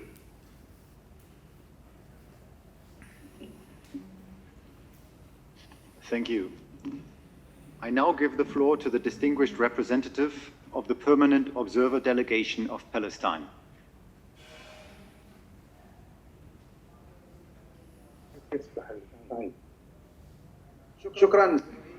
Thank you, Chairman. Good day to you all, dear participants. We had hoped that this issue would not raise its head again, having the occupying power putting this issue on the table once again. And this was not unexpected, with Israel as the occupying power becoming a member of the Executive Council. In 2017, we had to accept the attempt to introduce this item as an executive decision to deal with this issue. However, at the time, we had hoped that the Council would give us an idea about what steps are taken by Israel to help improve the health situation in the occupied territories. We know that the situation is catastrophic, is dire, and of course, Israel finding it as a result easy to renege on its responsibility. For example, it's not meeting its requirement according to Articles 55 and 56 when it comes to vaccination. When we look at the rate of vaccination for their citizens, the figure exceeds 2.5 million, whereas not one single Palestinian citizen had had the job because of Israeli practices. The same thing applies to inmates in Israeli prisons. We have a large number of inmates struggling with underlying health conditions. One of the prisoners is 81 years old and is lacking all health support. Israel, which spoke earlier and spoke about the rights of the disabled, and of course, in their proposal, they don't speak about people who are injured and made disabled because of Israeli practices. I'm not talking about those who lose their lives as a result of practices. I'm not talking about those who are suffering because of mental and psychological conditions and the families of those who have been liquidated by the Israeli authorities. Also, what comes to mind is the way they're handling the transport of sick Palestinians to hospitals. They stop ambulances at checkpoints, they prevent them from getting to their beds, and they also attack personnel in hospitals in occupied territories. And one of them is the latest event at the Zanuba area. These are the practices that Israel is trying to get into, but they don't speak about these practices. And instead of presenting such requests, I think they should focus more on improving health conditions. It is abundantly clear that what Israel is trying to do is for political reasons. We know that we are getting closer to general elections, and there are political points being scored, and Prime Minister Netanyahu is trying to score these points through this proposal. Therefore, we urge all members of the Council to reject this proposal, and that Israel accepts its responsibility as an occupying power, and that we find a better way of dealing with the situation.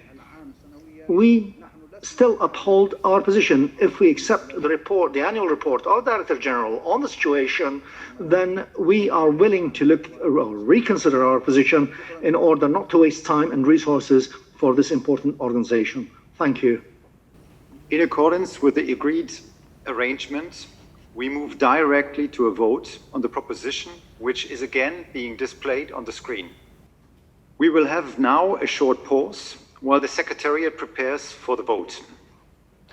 After this, I will invite the Legal Counsel to explain the procedure to us. An alert will be sent to participants to advise them that a vote is about to take place. So, thank you. I would now like to give the floor to the Legal Counsel to provide some explanations on the procedure to be followed in respect to the vote that has been requested on. Mr. Walton, you have the floor. Thank you, Mr. Vice Chair. In accordance with the special procedures, if a vote becomes necessary, it will be conducted by means of a roll call on the virtual system. In this regard, I'd like to draw your attention to document EB 148/INF/5, which contains a practical guidance and information on how the roll call vote will be conducted. And in particular, I would like to draw your attention to the following matters. First of all, in accordance with Rule 3 of the Rules of Procedure of the Executive Board, only members of the Executive Board are entitled to vote. Before the voting begins, delegations will be invited to identify which of their members will cast the vote for the delegation. This person should signal this to the Secretariat by using the raise hand function in Zoom to identify themselves as soon as the voting is opened. They should keep their hand raised until they have cast their vote, at which point they should lower their hand immediately. All other participants are kindly requested not to raise their hands on the virtual system for any reason during the voting. Delegations are kindly invited to ensure that the board member or other authorized member of their delegation who is going to cast the vote is connected to the Zoom system by the time the vote begins. And please note that as in a physical meeting, the matter of authorization within the delegation is a matter for the delegation itself. In line with normal practice, if an alternate or an advisor who has been registered as part of the delegation presents themselves to cast the vote on behalf of the delegation, it will be assumed that they are authorized to do so. Those who are going to cast the vote should also ensure that they have switched the language channel to the language channel in which they wish to speak. Please also note that if, when the floor is being given to your delegation, more than one member of your delegation's hand is still raised, the floor will be given to the board member, or in his or her absence, the most senior delegate on the credentials submitted. Once voting begins, member states entitled to vote will be called one by one to vote. They will be called in the French alphabetical order, starting with a letter that will be drawn shortly by the Vice Chair. When the name of your delegation is called, the person casting the vote should unmute him or herself if that has not been done automatically by the system. And if he or she has not already done so, please turn on your video camera. Please note that a vote will not be accepted unless the person casting it can be seen clearly. The person casting the vote should pause to ensure that he or she can both be seen and heard, and then should clearly state the name of their delegation. So I will call the delegation. Please state the name of your delegation before casting your vote. I will then ask for your delegation's vote, and the person should again state the name of their delegation and indicate their vote. You should reply yes if you wish to vote in favor of the amendment proposed by the delegation of Israel, which is on the screen. You should reply no if you wish to vote against this proposal. And you should reply abstention if you wish to abstain in the vote. If technical issues arise which prevent the person casting the vote from being clearly seen and heard, I will call the name of the delegation a second time. If no response is provided, the roll call will progress to the next member of the board. When all members of the board have been called on the first call, a second roll call will follow. Those members of the board whose votes were not cast during the first roll call will be called again in the same order. If on the first call a delegate has difficulty with connectivity, they may wish to consider designating a different delegation member to cast a vote on the second call to avoid such problems recurring. That delegation member should raise their hand accordingly. In any event, on the second call, if the person with their hand raised cannot be reached successfully, the delegation will be given an opportunity to have an alternative member of the delegation raise their hand in the system and be given the floor to cast their vote.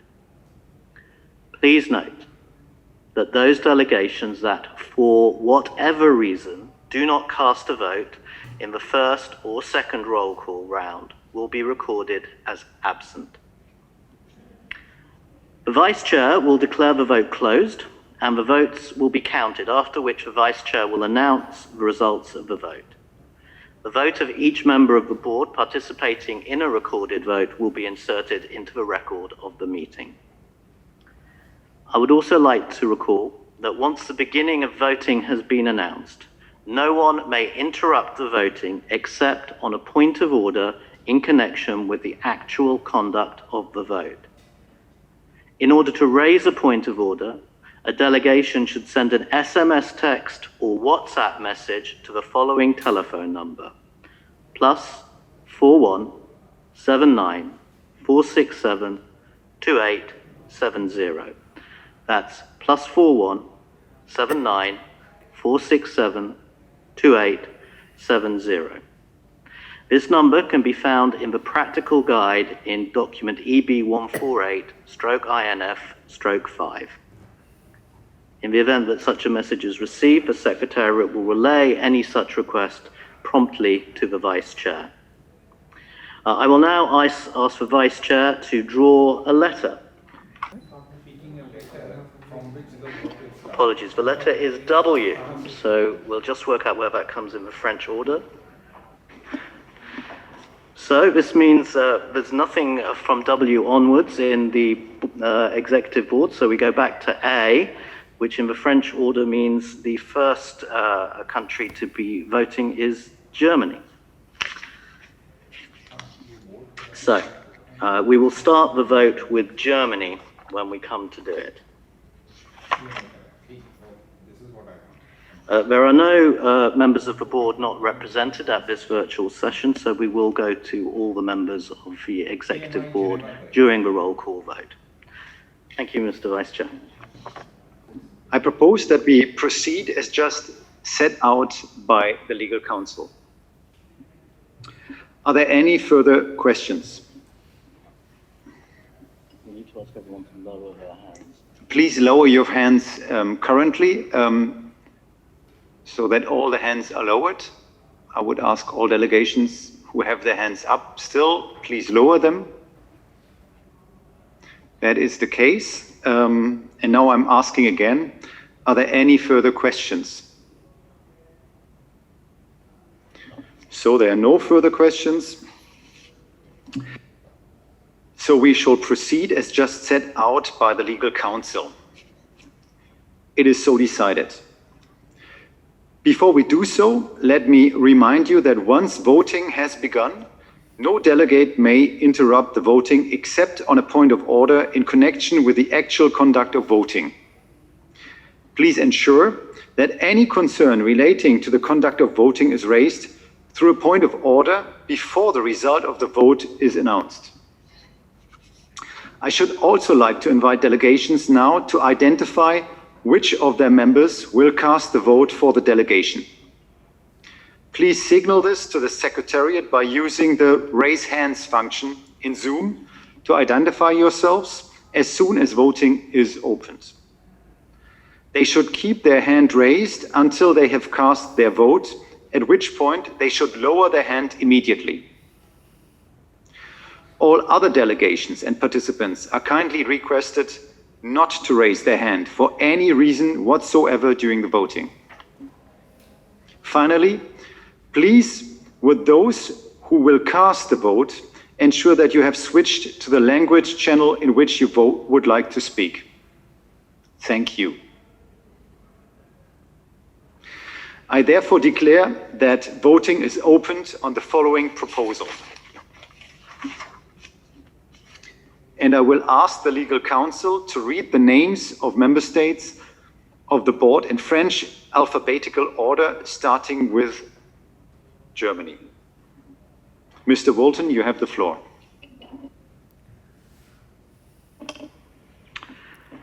Thank you, Vice Chair. I will begin the first roll call. Germany, yes. Germany, your vote is yes.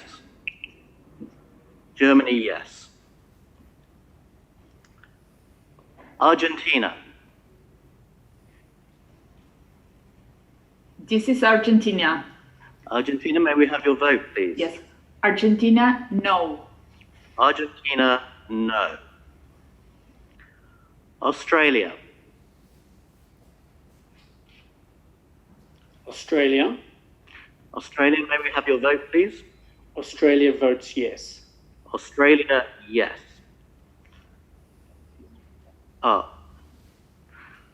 We need to see your video, Australia. Can you ensure your video is switched on, please?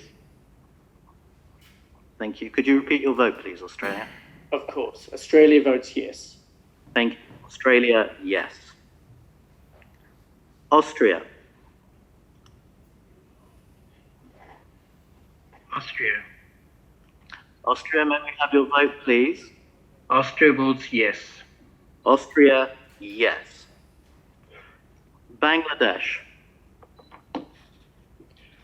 Votes yes. Bangladesh votes Bangladesh yes. votes yes. Bangladesh, yes. Sorry, Chair. Sorry. I have made a mistake. Bangladesh votes no. Sorry. Okay, let's start that again. Bangladesh, may we have your vote, please? Bangladesh votes no. Bangladesh, no. Botswana. Botswana votes no. Botswana votes no. Botswana, no. Burkina Faso. Burkina Faso. আচ্ছা আমি তো সর্বনাশ করে ফেলছিলাম হ্যাঁ আমি তো call দিব মানে আমি Bangladesh, could you mute your microphone, please? Burkina Faso. Chile no. Chile, no. Chile, no. China.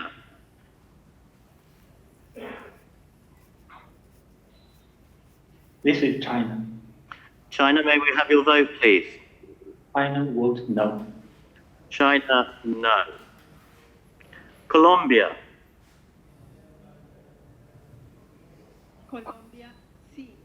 Colombia, yes. Colombia, may we have your vote, please? Colombia votes yes. Colombia, yes. Djibouti.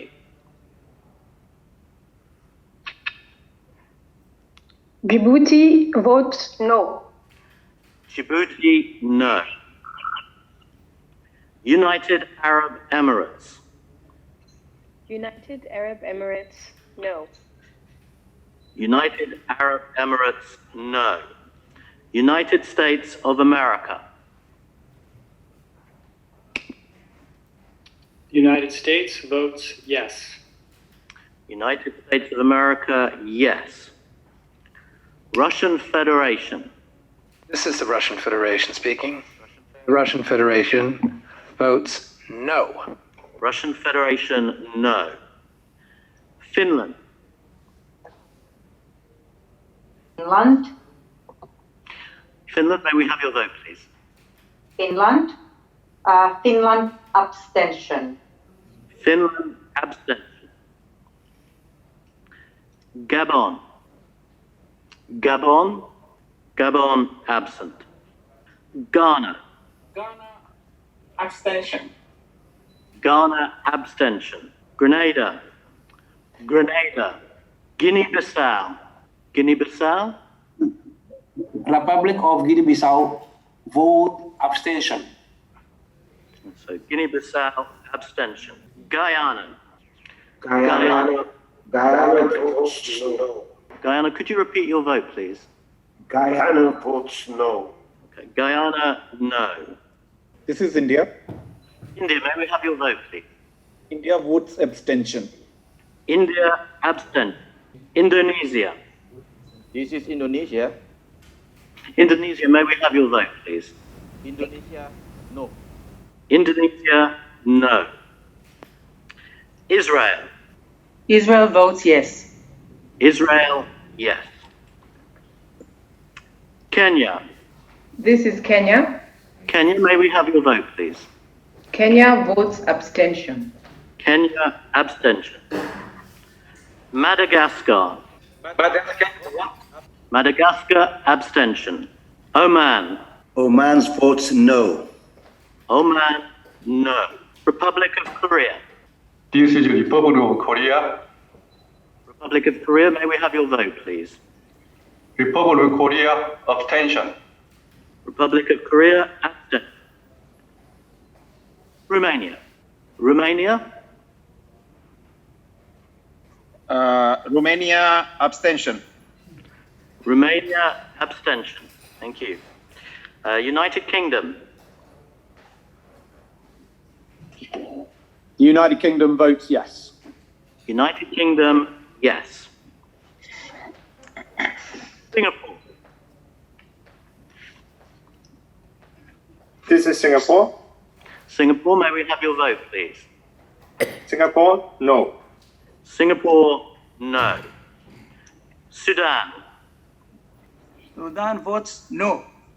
Sudan, no. Tajikistan. Tajikistan votes no. Tajikistan, could you repeat your vote, please? Tajikistan votes no. Tajikistan, no.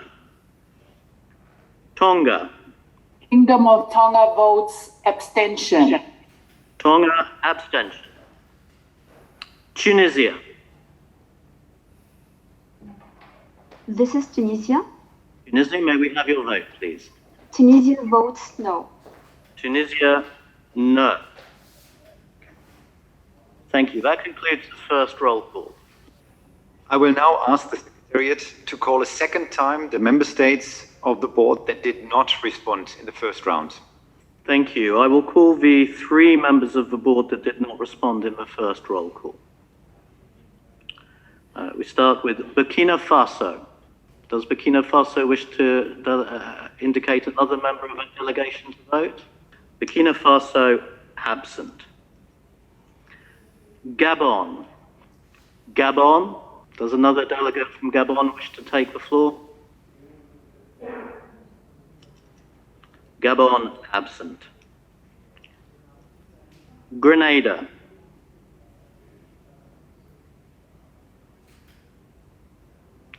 Grenada. Does another delegate of Grenada wish to take the floor? Grenada, absent. Thank you, Vice Chair. That concludes the second round. May I check that all delegations entitled to vote and wishing to do so have cast a vote? So I understand that no hands are raised in the platform.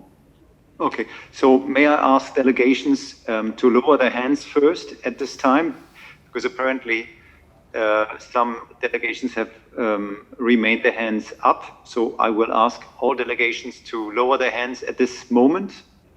I understand that currently all delegations have lowered their hands. So I now ask, may I check that all delegations entitled to vote and wishing to do so have cast a vote? And if no hands shown as raised currently, I declare that the voting is closed. The Secretariat will now count and verify the votes. This process may take some time, and I would like to ask delegations to please remain connected.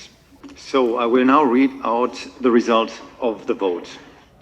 The following is the result of the vote. Number of members with the right to vote, 34. Number of delegations absent, 3. Number of abstentions, 9. Number of members present and voting, 22.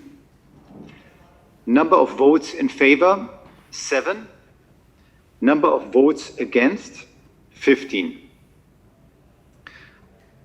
The proposal is therefore rejected by 15 votes to 9 with 9 by 15 votes to 7 with 9 abstentions. Okay.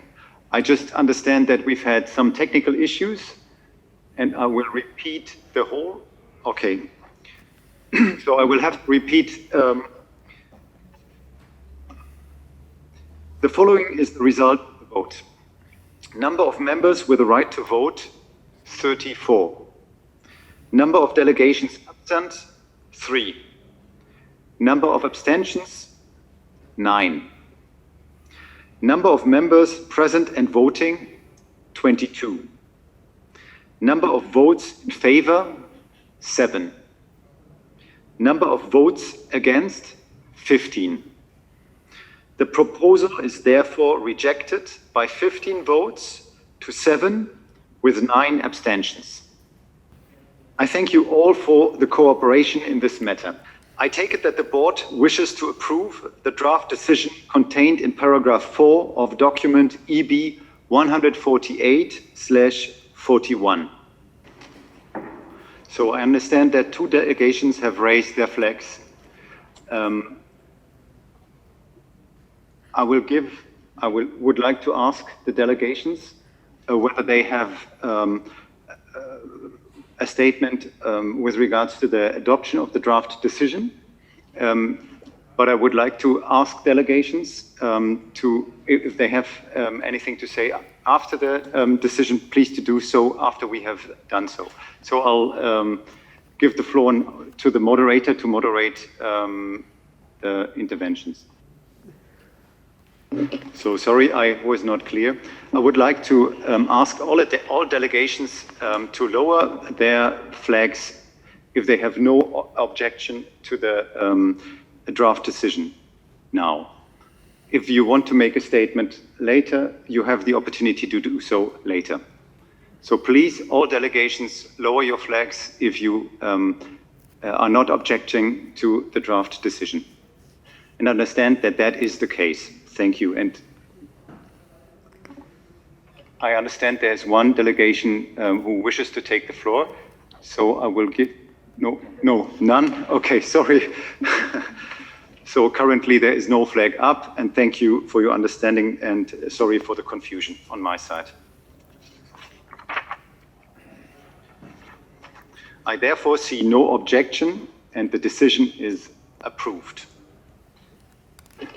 We need a short pause. We will come back to you just in a second. Okay, thank you, and thanks a lot for your patience. So I have been informed that a few delegations have raised their hand. May I ask to those intervening to be as brief as possible. I would like to request that the Secretariat moderate this part of the meeting on the virtual platform. Secretariat, you have the floor.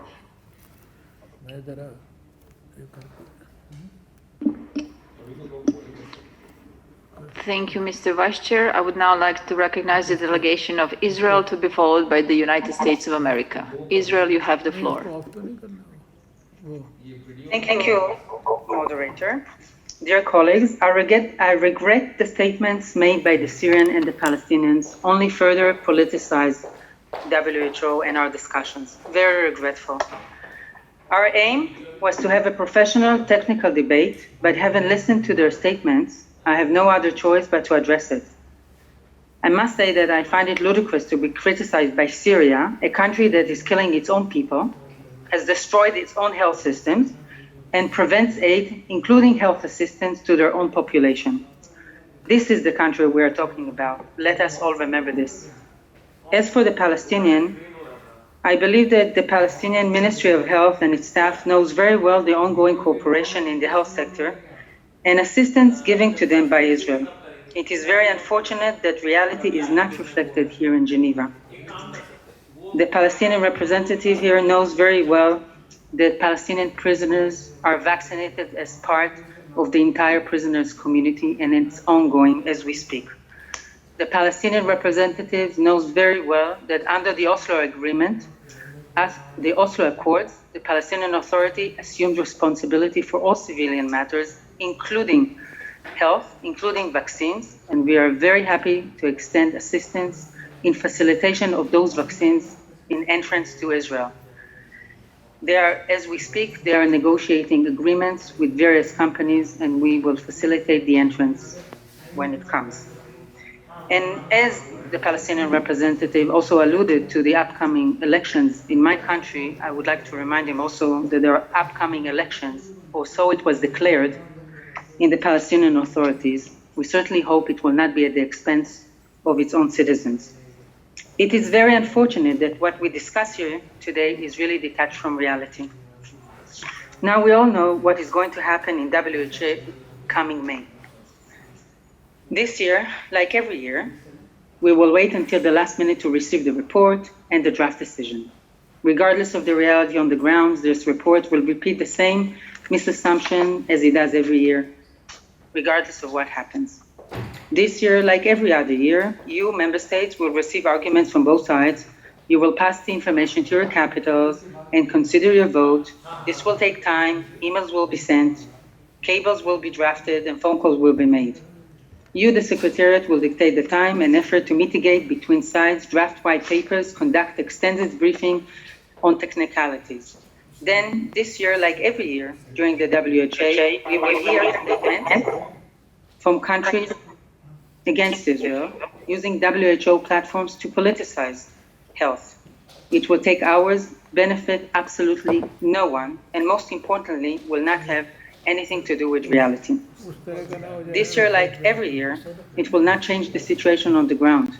Regardless of what takes place in Geneva, we, Israel, will continue to work with the Palestinians and with WHO, and will continue to welcome any program and assistance intended to improve the health conditions for the Palestinians. This standalone item is not about the health of Palestinians. It's about politicizing health. Our aim was to ensure that the World Health Assembly keeps its focus on health, not on politics. This is why Israel disassociates itself from this decision. Thank you.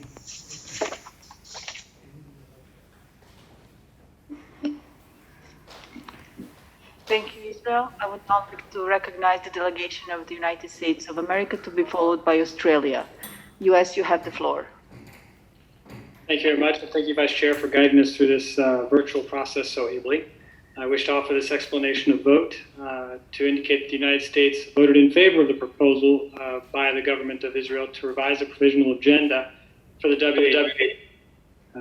The board's authority in this matter under the WHO Rules of Procedure, Rule 4, is quite clear, and I'll quote, "The Executive Board shall prepare the provisional agenda of each regular session of the Health Assembly after consideration of proposals submitted by the Director General," end quote. The board should send a clean agenda to the WHO that moves standalone item 25 to where it will be reported on and can be discussed along with other health emergency situations. Folding item 25 under item 16.3 on health emergencies would streamline the agenda, stop the practice of singling out one country at the WHO, and contribute to good governance and reform at WHO. It does not deny the issue, but places it where it should be. The Executive Board must do its job and help bring the international community together instead of perpetuating political division, and to help through the productivity of the WHO. I thank you.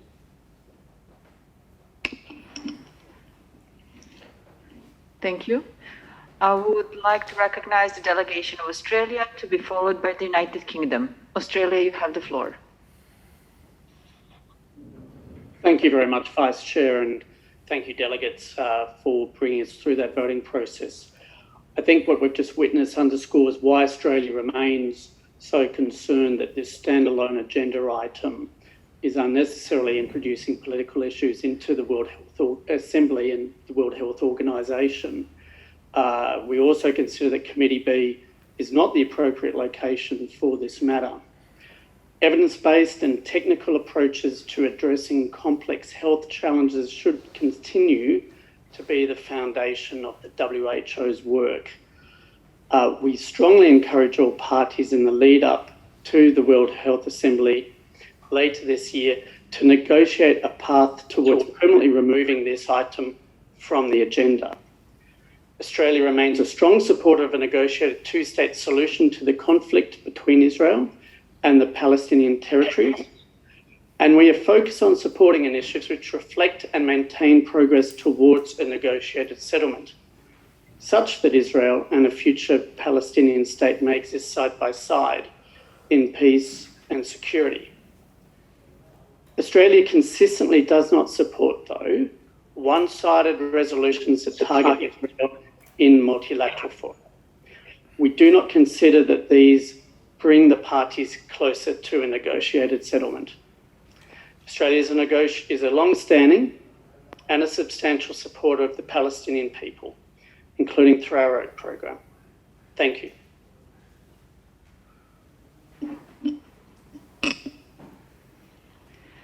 Thank you. Would now like to recognize the delegation of the United Kingdom to be followed by Oman. UK, you have the floor. Thank you, moderator, and thank you, Vice Chair, for facilitating this process so effectively. And thank you for this opportunity to explain why the United Kingdom supported the proposal of Israel to remove this standalone agenda item at the World Health Assembly. We remain deeply concerned by the health situation in the occupied Palestinian territories. However, we're concerned the World Health Assembly does not consider the many other difficult health situations around the world in the same way.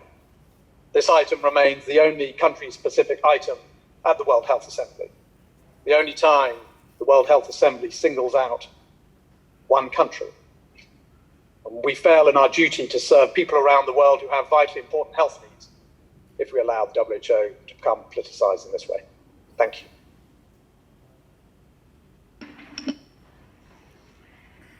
Thank you. I would now like to invite the delegation of Oman to be followed by the Syrian Arab Republic. Oman, you have the floor.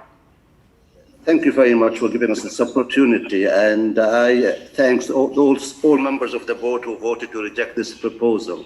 If the state of Israel recognized the right of the Palestinian people to live in peace and to be treated like their own citizen, and if they provided them with the basic services such as the vaccine, which they are the best country in vaccination in the world, yet the Palestinians are deprived from that, if they allow them to move to their health facilities in their own country, or so-called country which is still occupied, I don't think that there will be a need for this discussion.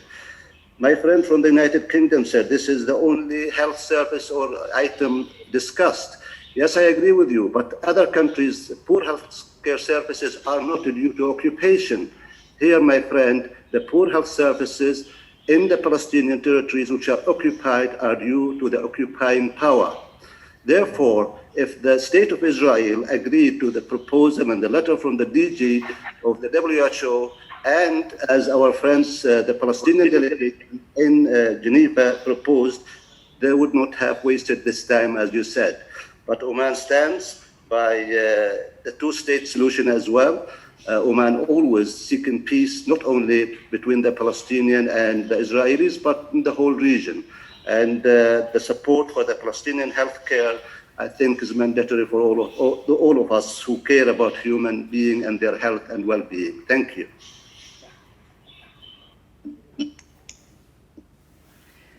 Thank you, Oman. I just ask for your indulgence for just 2 minutes for consultations with the Vice Chair.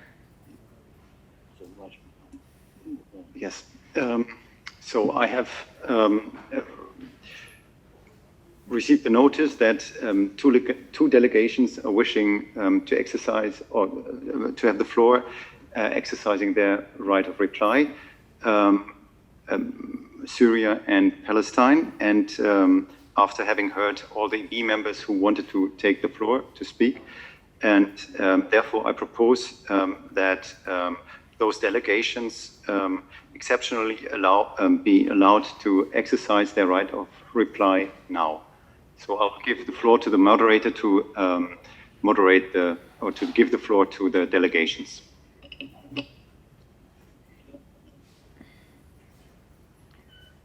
Thank you, Mr. Vice Chair.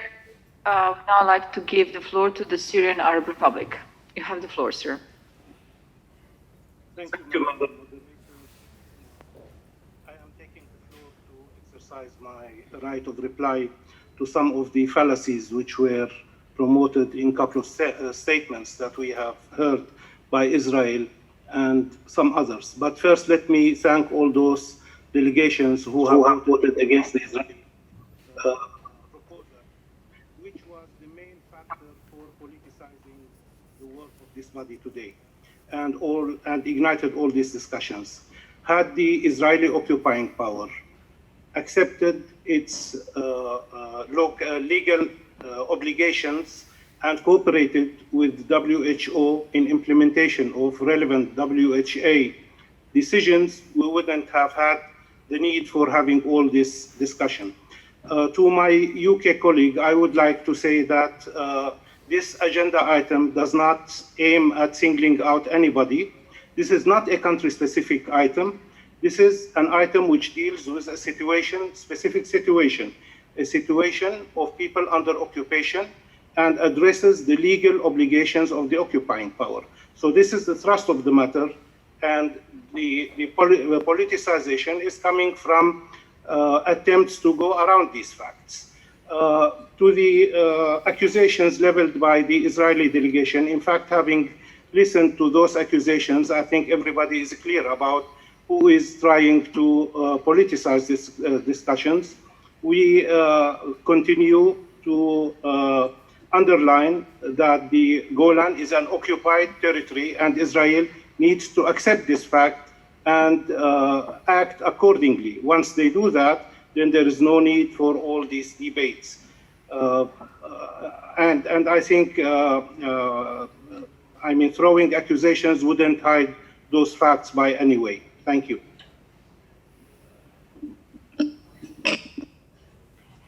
Thank you. I would now like to invite the Permanent Observer Mission of Palestine to take the floor. You have the floor, sir.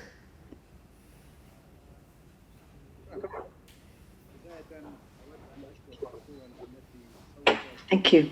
To begin with, I'd like to express my thanks to all those delegations who voted against the Israeli proposal. Turning to those countries who voted in favor of the proposal, I must admit that I am quite surprised. We've heard several delegations take the floor and explain why they chose to vote in favor of the proposal tabled by Israel today, knowing that in 2015 those same countries voted against. I was present at the assembly at the time. We agreed with the Israeli delegation and others to change the draft resolution so that we would have just a draft decision and that the matter would be settled once and for all. Unfortunately, some delegations appear to have changed their opinion. In consultation with their authorities, we learned the day before that they were intending to vote against what we thought was a proposal on which we had consensus. We would have been ready to accept that consensus-based proposal and the report of the Director General to Committee B. I would like to thank the representative of the Sultanate of Oman, with whom I am in complete agreement. I'd also like to endorse what has just been said by my colleague from the Syrian Arab Republic. What we heard from the occupying power, the delegation of Israel, saying that everything is fine, is, I am afraid, not true. There is an article in the Geneva Convention, Article 56, which is crystal clear on these matters, and I would urge the representative of Israel to reread it. Israel referred to the Oslo Agreement, be that as it may, Israel is still responsible for Zone C and is not providing access to people living in that sector for the health professionals who need to get there. The same situation prevails in East Jerusalem, where part of the city has been annexed by Israel. The Israeli authorities need to remember what their responsibilities are when it comes to providing healthcare, and in particular at the moment when it comes to providing vaccination. A vaccination campaign started a couple of weeks ago in Israel, but from the beginning, Israel has refused, for example, to administer the vaccine to Palestinian prisoners.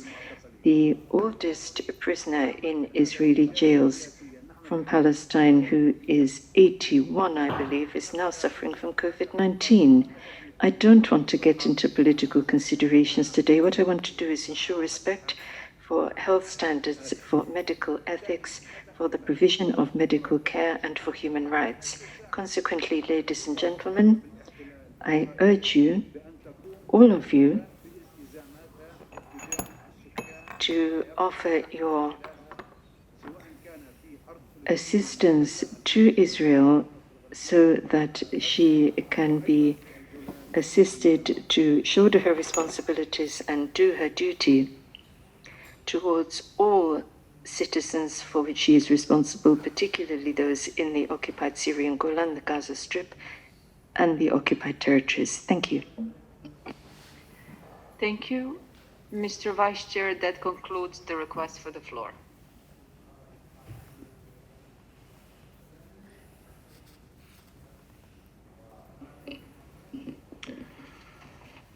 I thank you all for your cooperation in this matter and would like to hand over again to the chair of the board, Harsh Vardhan. You have the floor. Again.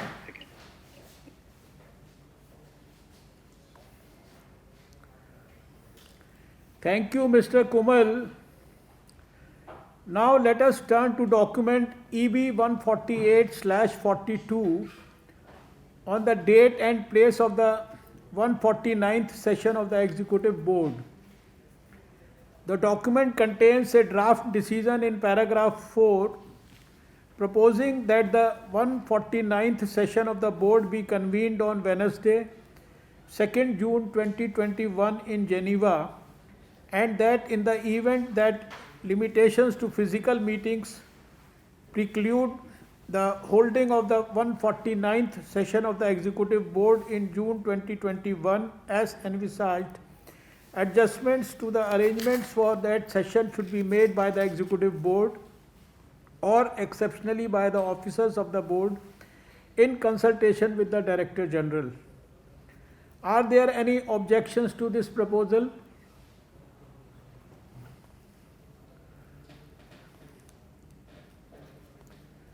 I see no objection. It is so decided. In compliance with Rule 8 of the Rules of the Procedure of the Executive Board, the Director General will draw up a draft provisional agenda for the 149th session of the Board and circulate it to Member States and Associate Members within 4 weeks after the closure of the current session. Before moving to the next item, I would like to take this opportunity to mention that I understand that there have been a few comments on a possible retreat involving the members of the Board. I intend to consult on this matter with the Director General and the officers of the Board and revert in due course. This concludes our discussion of sub-item 19.6.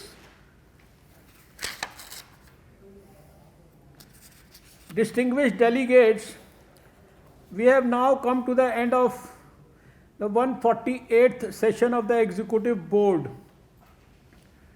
Before closing the meeting, I would like to invite the Director General to say a few words. Dr. Tedros, you have the floor, please.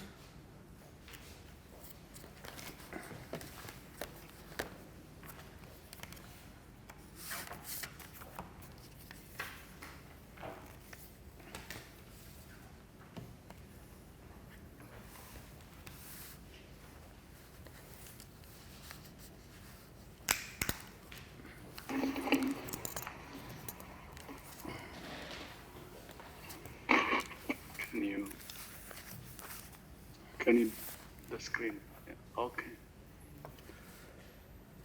Your Excellency, first of all, I would like to thank you, Your Excellency, Dr. Harsh Vardhan, for your leadership as chair over the past week and the past year.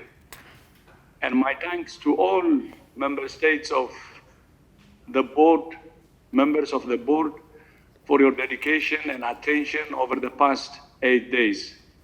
I can understand virtual meetings for 8 days are very difficult, but thank you for your commitment. You have addressed an enormous range of issues reflecting the huge scope of health challenges we face and the huge scope of expectations the world has of WHO. Your agenda has spanned many issues related to the triple billion targets, including oral health, social determinants of health, patient safety, diabetes, NCDs, disability, HIV, hepatitis and sexually transmitted infections, eye care, antimicrobial resistance, immunization, medical devices, substandard and falsified medical products, local production, health innovation, and intellectual property, and more. That's a lot. You have also had important discussions about strengthening WHO to better support countries in addressing this massive scope of issues: the program budget, sustainable financing, sexual exploitation and abuse, and more.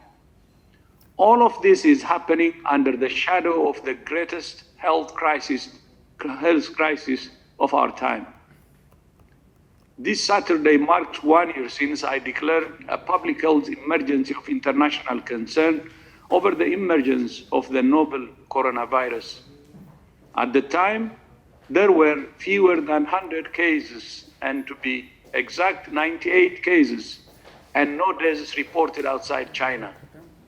This week, we expect to reach 100 million reported cases, and more than 2 million people have lost their lives. When this board met a year ago, I said the world had a window of opportunity to prevent widespread transmission of this new virus. Some heeded that call, some did not. Now, vaccines are giving us another window of opportunity to bring the pandemic under control. We must not squander it.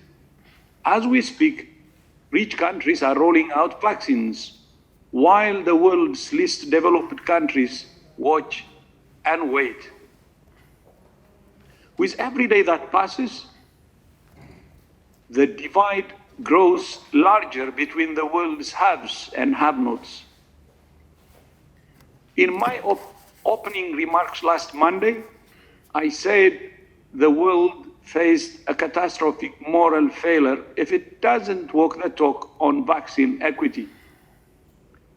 A new study published yesterday by the International Chamber of Commerce Research Foundation confirms that it would also be an economic failure. The study finds that vaccine nationalism could cost the global economy up to $9.2 trillion US, and almost half of that, $4.5 trillion, would be incurred in the wealthiest economies. By contrast, The financing gap for the access to COVID-19 tools accelerator this year is 26 billion US dollars. If fully funded, the ACT accelerator would return up to 166 US dollars for every dollar invested. In our press conference yesterday, the Secretary General of the International Chamber of Commerce called the funding gap for the ACT accelerator a rounding error. And he's right. Compared to what we will be losing, the economic failure, because of economic failure, it's nothing. Compared to the stimulus package that have been rolled out in many countries, of course, it's a rounding error. Vaccine nationalism might serve short-term political goals, but it's in every nation's own interest to support vaccine equity. I leave you with a challenge I set at the beginning of the week.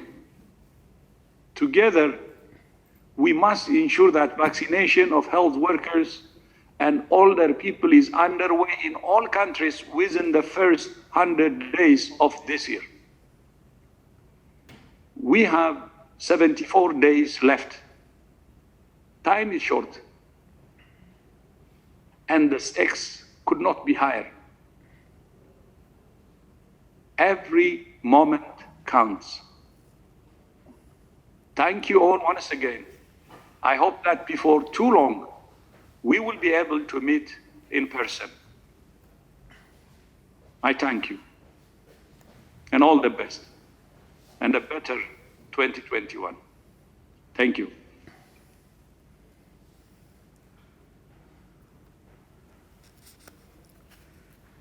Thank you, Dr. Tedros.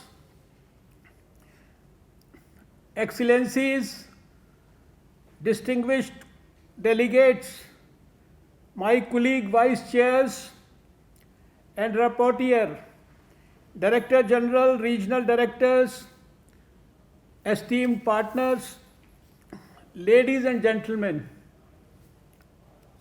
I want to begin by expressing my deep gratitude to all of you for having participated with full vigor and commitment to ensure a very productive and successful 148th session of the WHO Executive Board. I wish to thank all member states for adapting to the constraints of dealing with a large agenda, and that too virtually across multiple time zones. I am also encouraged by the widespread support expressed by many of you for the World Health Organization to remain fully engaged in our work to create a measurable impact on the lives of those who need us the most.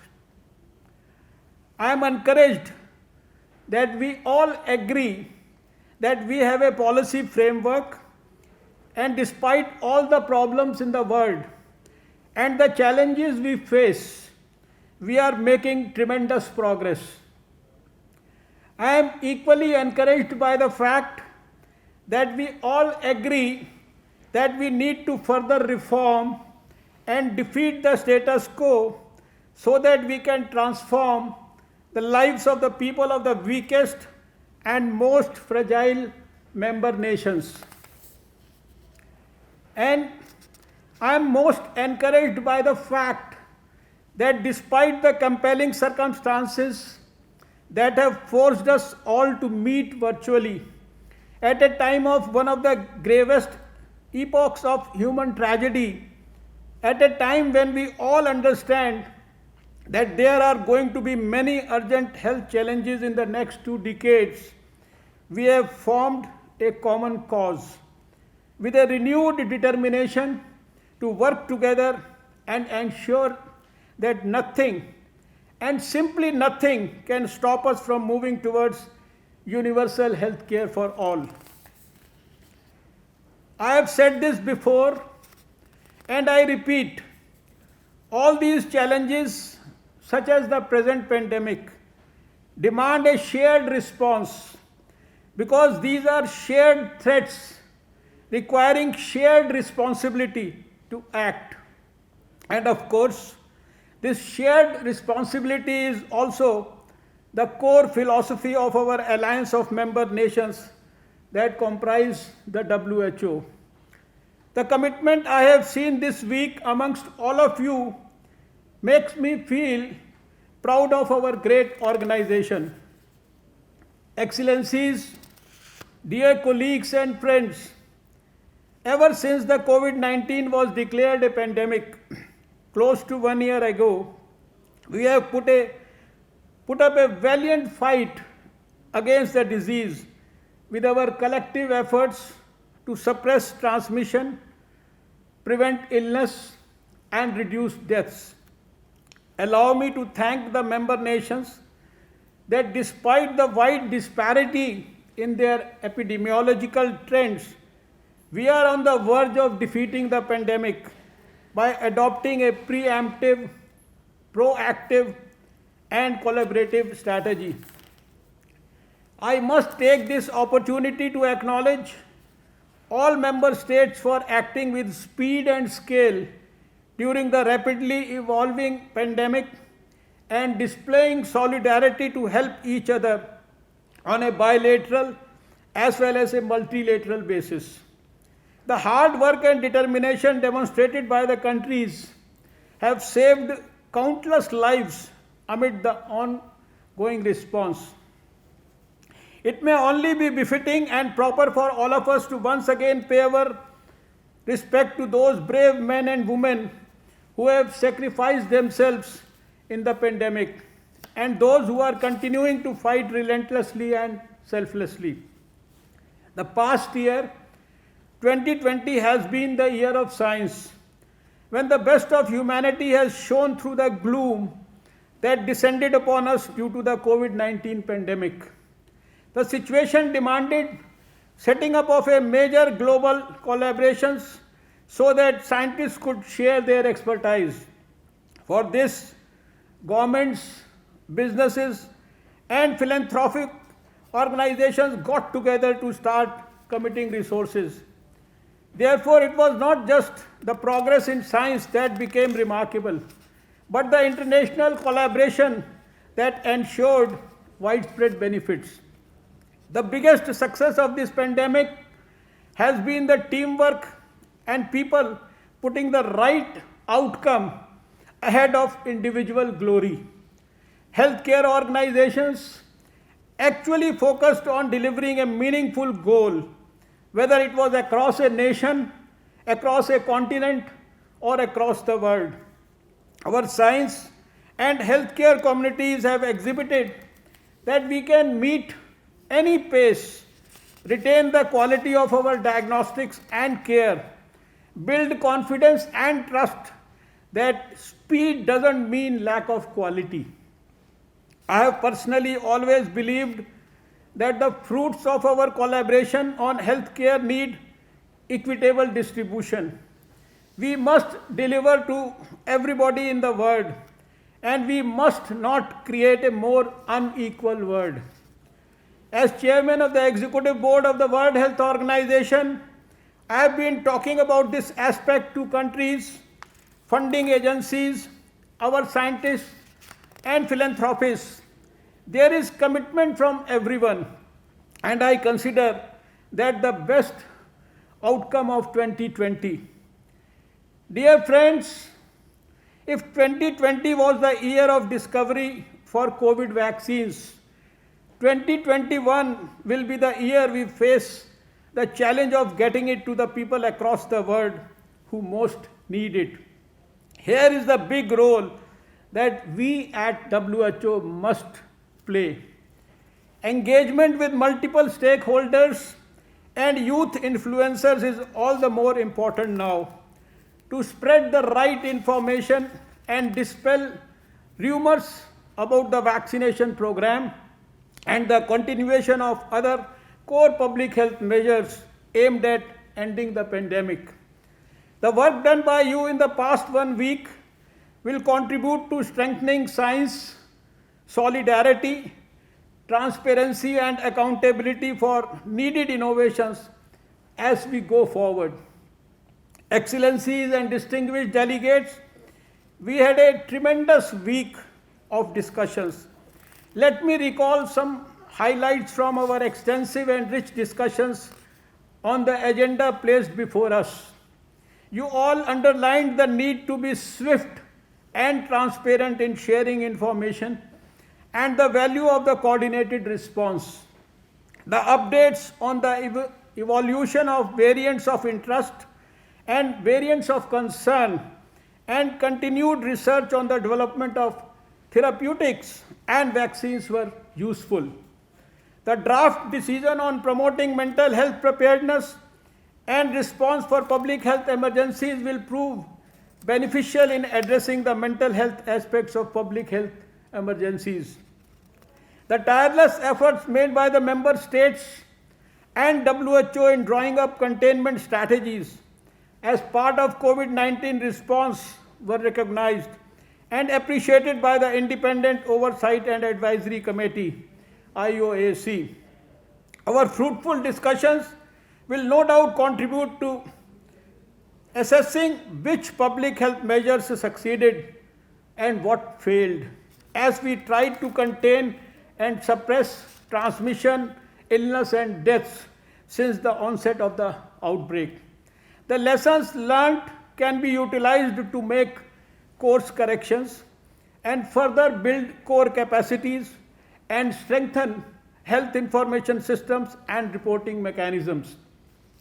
I also appreciate your recommendations for a more accountable security apparatus with clear responsibilities at the field, country, regional and headquarter levels related to the functioning of the WHO Health Emergencies Program. I am equally concerned that there should be greater flexible and predictable funding. I also appreciate the point made by several of you regarding the oversight functioning of IOAC as well as member state surveillance capacity and systems which need to be further strengthened. From a world at risk to a world in disorder, the Global Preparedness Monitoring Board pointed to the inadequacies of systems and financing in an unprepared world. As far as we can see, the nation state and mutual cooperation and solidarity among nations will have to and continue to be the centerpiece of the health emergency preparedness and response system. Toward this end, timely reforms in the structure and operations of the multilateral intergovernmental systems are needed to reflect the realities of today's world. It is obvious that the efforts to reform and strengthen WHO must naturally be led by the member states and thoughtfully considered in terms of expectations and financing. There was also a powerful discussion on the prevention of sexual exploitation and abuse following the update on the Commission's work provided by the Secretariat. The WHO, working together with the United Nations Interagency Group of Implementation Partners, is further refining its approach of zero tolerance towards sexual exploitation and abuse, including reporting and investigation mechanisms and protection of victims. A draft decision, co-sponsored by several member states, was adopted to strengthen collective work in this essential area. I fully appreciate that some of you also highlighted the mismatch between the expectations from WHO and its capacity to deliver, stating that the increasingly complex landscape due to the COVID-19 impact and the transformation initiatives call for a clear roadmap, updates on the results framework process and program budget were requested before the World Health Assembly. Dr. Anthony Fauci, Chief Medical Advisor to the President of USA, addressed the Executive Board on behalf of the Biden-Harris administration, announcing that USA will remain a member of the WHO and fulfill its financial obligations with continued technical collaboration at all levels, including through its collaborating centers. He acknowledged the role of WHO in leading the global public health response to the outbreak, convening scientists and researchers to help accelerate the development of vaccine therapeutics and diagnostics, and tracking the latest developments for keeping the member states informed. And with this message from Dr. Fauci, the 148th session of the WHO Executive Board was etched in history. On behalf of India and as chair of the WHO Executive Board, I welcome the announcement that the new administration of President Joe Biden will halt the process of withdrawing the US from the WHO. We note with pleasure that the USA will continue working with all member states with renewed commitment to multilateral cooperation and action in the global fight against the pandemic. As our DG had said, WHO is a family of nations and it requires the solidarity of nations to prevail. I also appreciate the discussions that took place regarding the political declaration of the third high-level meeting of the General Assembly on prevention and control of non-communicable diseases. Member states covered a wide range of issues under this item, from evaluation of the Global Action Plan and Global Coordination Mechanism to diabetes to oral health. Member states called for promoting cross-sectoral collaboration towards prevention and control of non-communicable diseases and for increased resources for these persistently underfunded areas. On the global strategy and plan of action on public health, innovation and intellectual property agenda and proposed resolution, there were rich discussions with calls for strengthening research and exchange of knowledge and information to improve access to therapeutics, diagnostics and vaccines. There is no doubt that innovation and intellectual property rights should be harnessed to advance collective global progress in both neglected and topical areas. I must state here that our programs must be designed with a view towards preparing our organization to work in a world largely shaped and defined by rapidly changing realities such as the exponential increases in urbanization and globalization, leading to massive progression in not just communicable and non-communicable diseases, but also sudden public health threats in the nature of pandemics. The fruits of science and innovation in healthcare going majorly to the rich countries is also a stark reality. In this context, I was happy to see that our member nations presented the report on the social determinants of health and supported the draft resolution recognizing the importance of ensuring health for all. The board was equally pleased to consider global strategies and plans of action expiring within 1 year, namely the WHO Global Disability Action Plan and the Global Health Sector Strategies on respectively HIV, viral hepatitis, and sexually transmitted infections.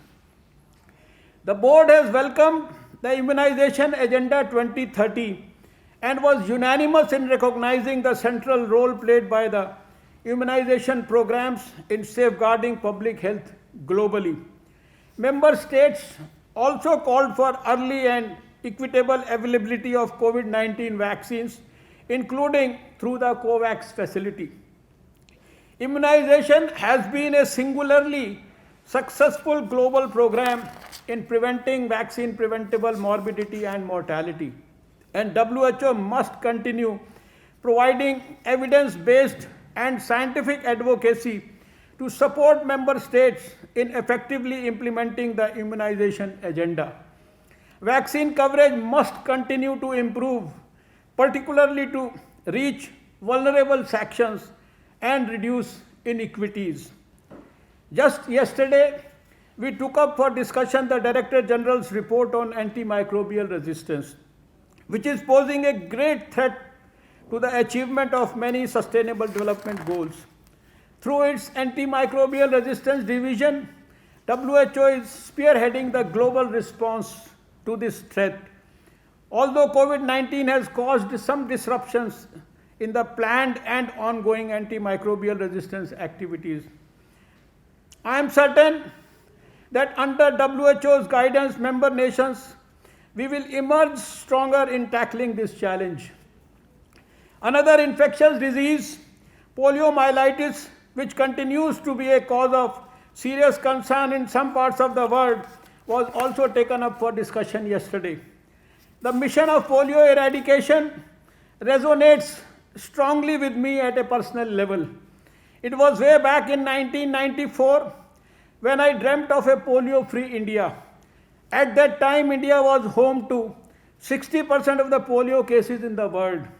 It was through the support of the numerous voluntary organizations and in no short measure the support of WHO that we kick-started the journey for a polio-free India on October 2nd, 1994 in New Delhi.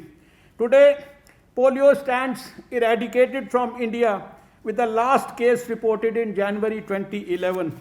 India received its polio-free certification from WHO in March 2014.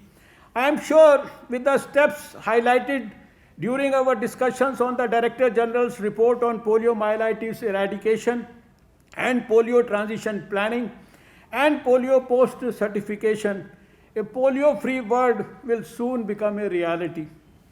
Excellencies and colleagues, I sincerely appreciate the support extended by my colleague Vice Chairpersons in successful conduct of this 148th session, despite the difficulties associated with holding a virtual meeting cutting across several time zones.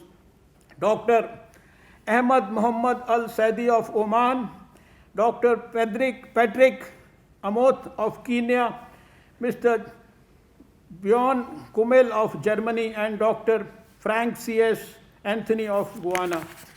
Our appreciation is due to the rapporteur, Dr. Amelia Afua Amango Tupulotu of Tonga, who was very kind in accommodating the most challenging time difference. As briefly outlined, the enriching statements and deliberations reflect the deep engagement of Executive Board member states and other partners in coordinating, leading and supporting not only the global response against the unprecedented pandemic but also other public health challenges. I also acknowledge the role of our sister UN agencies, intergovernmental organizations, partners and non-state actors, appreciate their commitment and thank them for their keen engagement and support extended for successful conduct of the session. Let me applaud the WHO staff at all three levels, headquarters, regional and country offices, for their sincerity and dedication. Your work is immensely valued. I appreciate the Director General, Dr. Tedros, regional directors and the Secretariat team for the energy and insight they have displayed in the ongoing support to member states, not only in emergency response, but across all spheres. And I would like to also thank, in particular, the Office of the Regional Director of the Southeast Asia and its Director, Dr. Poonam Khetrapal Singh, who stood us all the time, all the year, during all the crisis moments in COVID and helped my country in a big way. Our sincere thanks to the governing body's colleagues, translators and the ICT team for their hard work they put in to ensure that this virtual 148th session of the Executive Board was seamless. I also take this opportunity to convey my sincere gratitude and appreciation to all the citizens of the world who contributed so much and at such cost in bringing to life the whole of society approach in battling with this unforeseen crisis. To the people who gave everything to vaccines, tests, and treatments this year, a big thank you. Excellencies, delegates, and partners, amidst the challenges that we all are facing, it was my personal privilege as chair of the executive board to spend time with all of you, learn from your rich experiences, and listen to your valuable recommendations. The suggestions and inputs of delegates and participants will be very useful in guiding the work of the organization as we move forward with strengthened resolve and work towards building a healthier, secure, and prosperous world.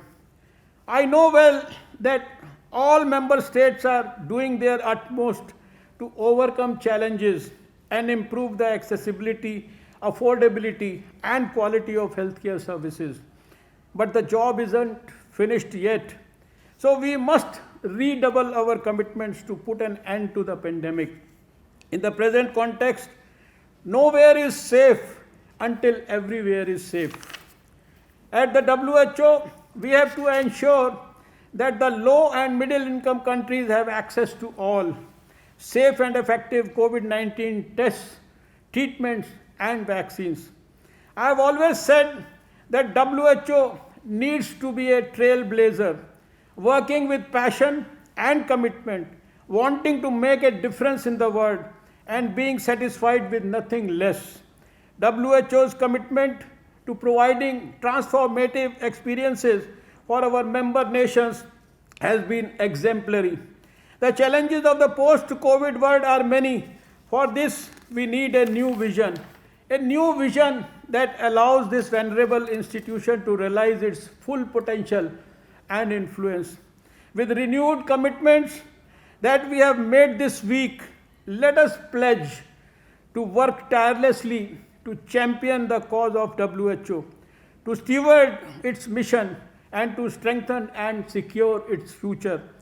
With these words, I conclude my remarks and close the 148th session of the WHO Executive Board. Thank you and namaskar.